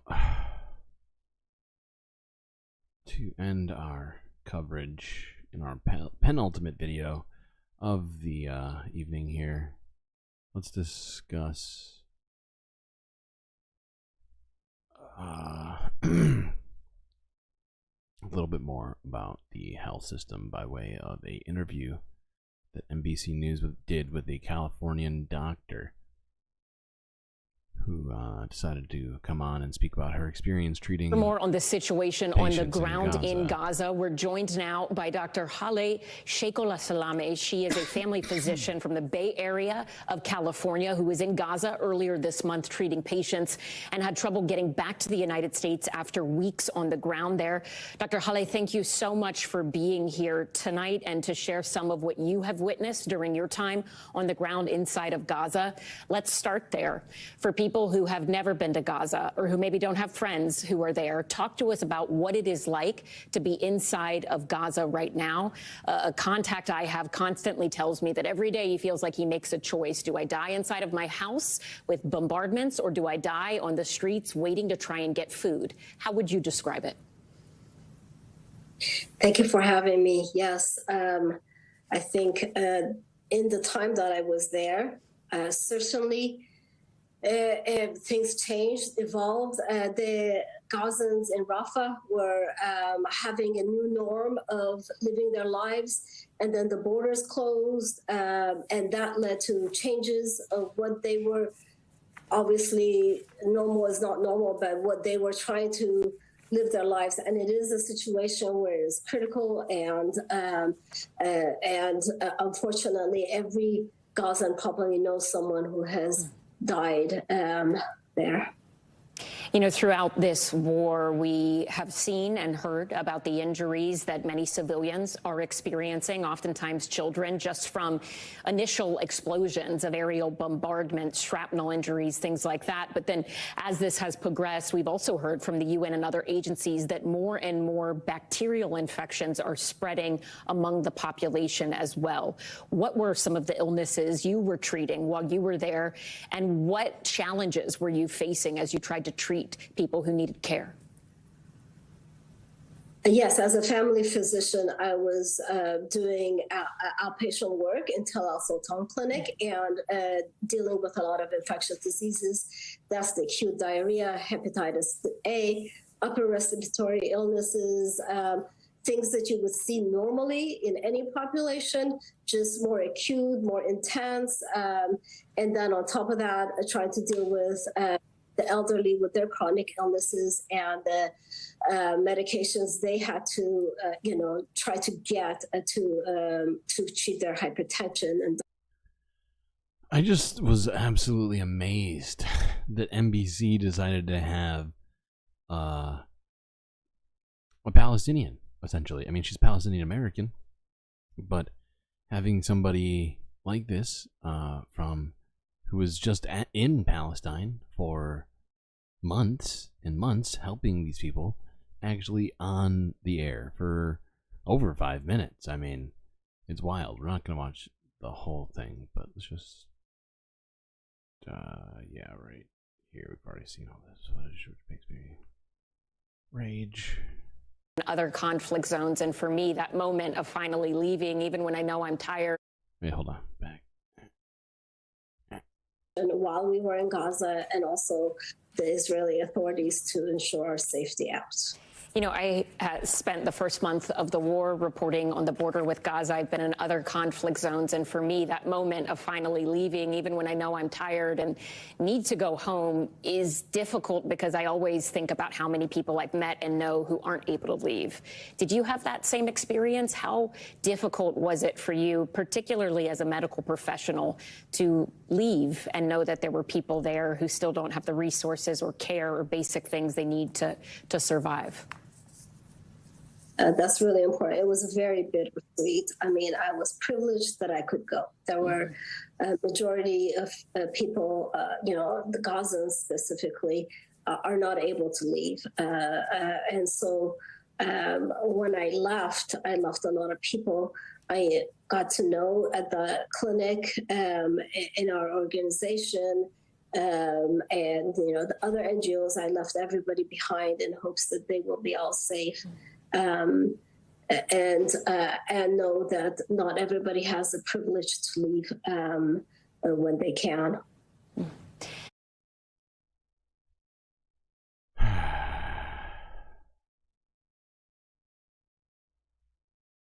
I don't see how anybody can allow this situation to go on any further. Alright, let's look at this last video. By the way, good job everybody for making it this far. Shocked. Honestly, it's incredibly late. This is from France 24. 13 hours ago. Let's discuss this image here.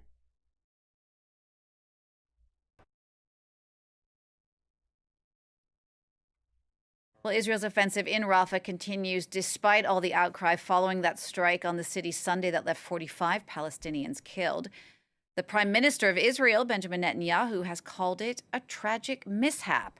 Well, in the aftermath, social media has been flooded with one image in particular, and we're going to talk more about that now with Delano D'Souza, who joins me on set. Delano, what's this all about? Well, Ginny, good to see you. Well, this image has been circulating quite literally everywhere on social media. In the past 24 hours or so, I've seen it on celebrity accounts, celebrities who have been commenting on what's been going on in Gaza, as well as those who have remained remarkably quiet on what's happening in Gaza. So celebrities from Hollywood, Bollywood, sports celebrities, what have you.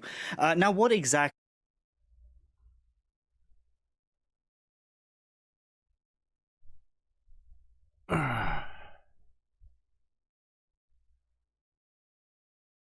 We started by talking about reindeer sausage, which led to Santa Claus from the North Pole, Alaska, who ran against Don Young, the U.S. House of Representatives. What? Wait, what? I'm sorry. Is that a real thing? I'm confused. Somebody named Santa Claus ran against Don Young? And also, who the fuck is Don Young? I'm sorry. I don't know a whole lot about Alaska in terms of who all your representatives have been in the past.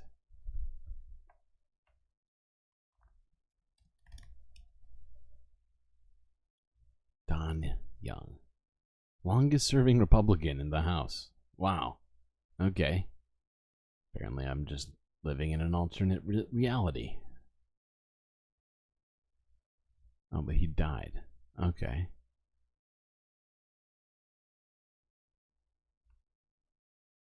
Those who have remained remarkably quiet on what's happening in Gaza. So celebrities from Hollywood, Bollywood, sports celebrities, what have you.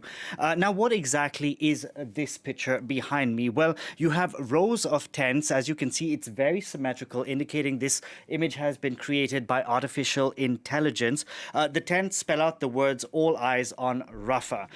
Users can share the images. He says that, but I don't know if that indicates that it's made by artificial intelligence. I mean, a regularly intelligent artist could also make straight lines. There's nothing that is stopping them from doing that. I don't know if it was, in fact, it may very well have, in fact, been generated by AI, but I don't think that straight lines are in any way a telltale of AI. That's don't think there's really any evidence for that. Their Instagram, they can share the template rather.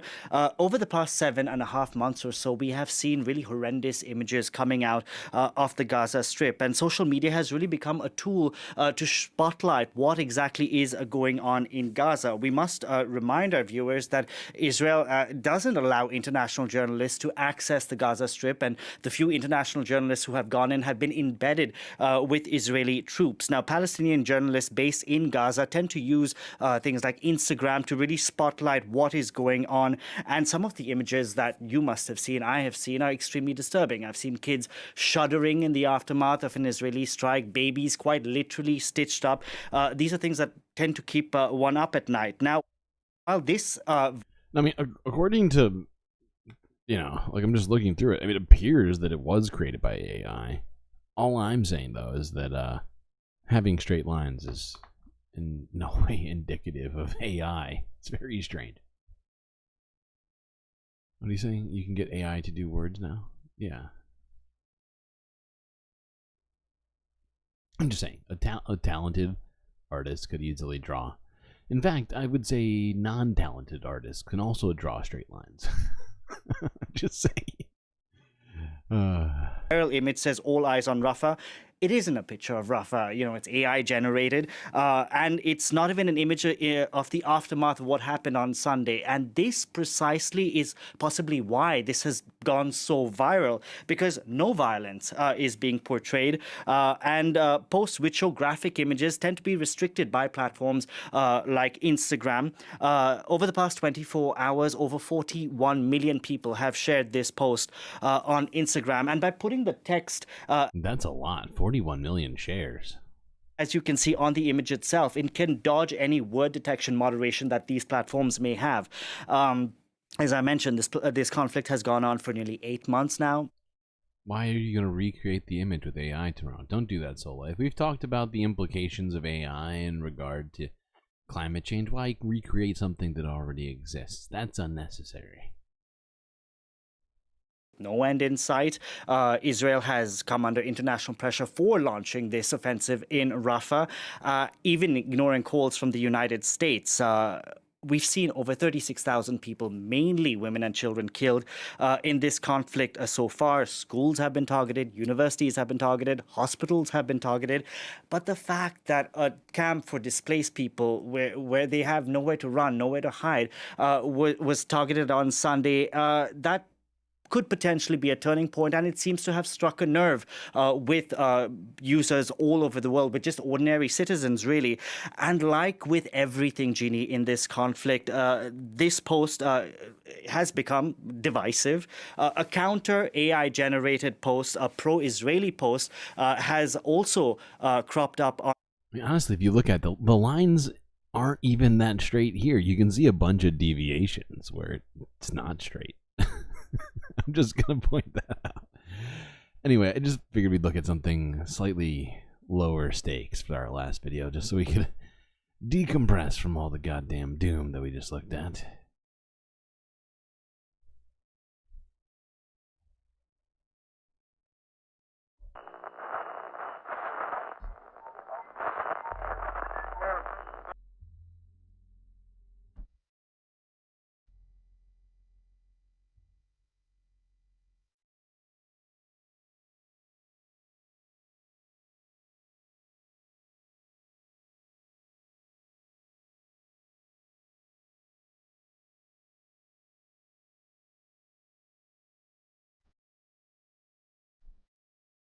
Well,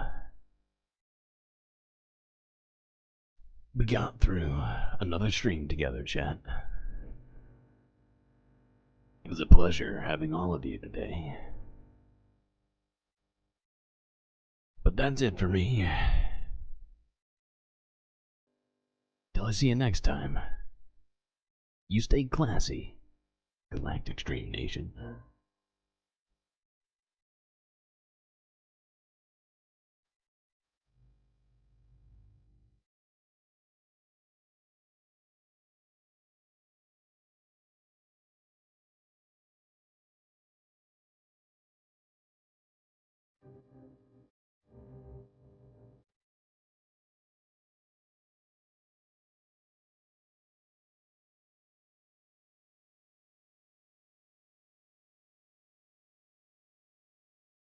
Can't forget these folks. These are your galactic patrons. Gabby, God Dogs, Aaron W, Mitty, PB, Robot Cat, Morbius Dragon, The Anti-Corporatist, Moen Noab, Nadia, Vincent Morales, and Donald James X. That's right. All these folks have helped contribute to the show that you've just witnessed with your own eyes. For just a few dollars a month, you can do the same thing.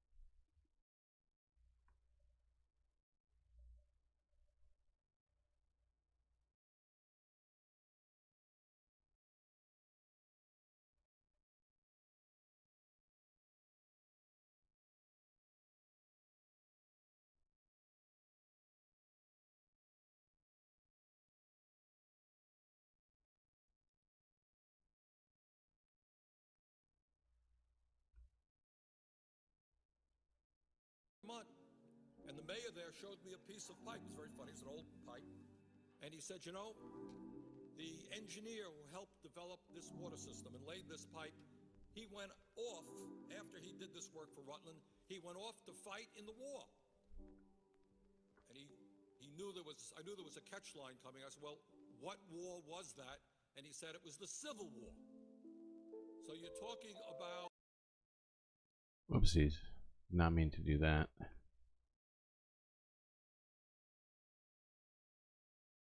No.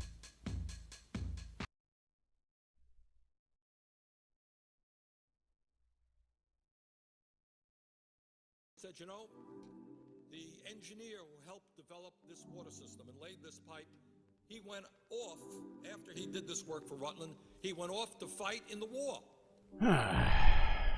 Man, I knew there was a catch 4 line coming. hours I said, well, already. What war was that? And he said it was the Civil War. I'm wondering if it's too late for us to do